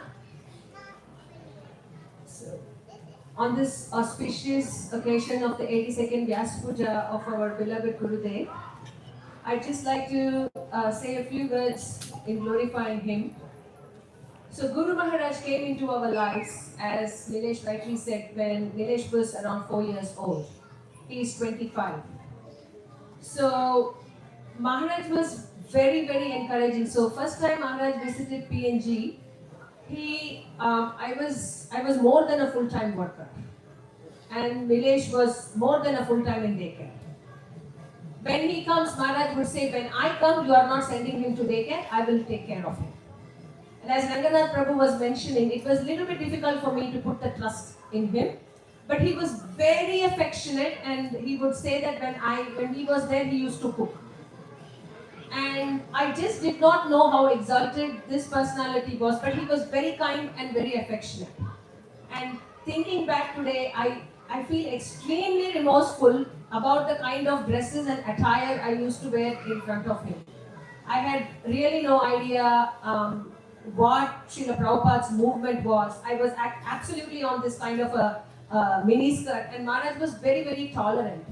And from then on, it actually took 3 years for us to be able to chant 16 rounds, follow 4 regulative principles, and kind of get convinced. So this journey that Nilesh was mentioning, where when we had this holiday plan to Europe, we were visiting, and Maharaj said, I just one request, can you please come to Vrindavan? And we didn't go to Vrindavan because we knew about Vrindavan. We went just because we liked Maharaj and Maharaj called us. But really the change happened in Vrindavan by Maharaj's love, affection. He literally used to take us everywhere. That was the month of Kartik. And also, I was completely, I would say, taken aback by the mood of Vrindavan, where so many Western devotees were there. Before Maharaj, His Grace Tirtharaj Prabhu, I'm ever, always grateful to His Grace Tirtharaj Prabhu. He introduced Krishna to us. However, I could really see the magnitude of Srila Prabhupada's movement when we went to Vrindavan. And yes, the rest, we had a long journey and we still have a very, very long way to go. For Srila Gurudev, although he's 82 years old, 82 is just a number. He gets younger and younger day by day based on his enthusiasm. So with hardly any resources, he started the Thailand project. And I asked him, so Guru Maharaj, did you receive any instruction from Srila Prabhupada about Thailand project? He says, no, I didn't receive a personal instruction, but this is a desire of Srila Prabhupada. My godbrother received the instruction, for him, this situation is different, he is not able to do it. I will do it. So Maharaj says, we have to understand the desire of the spiritual master and be able to fulfill. And even when the Thailand project was not even started, he said, but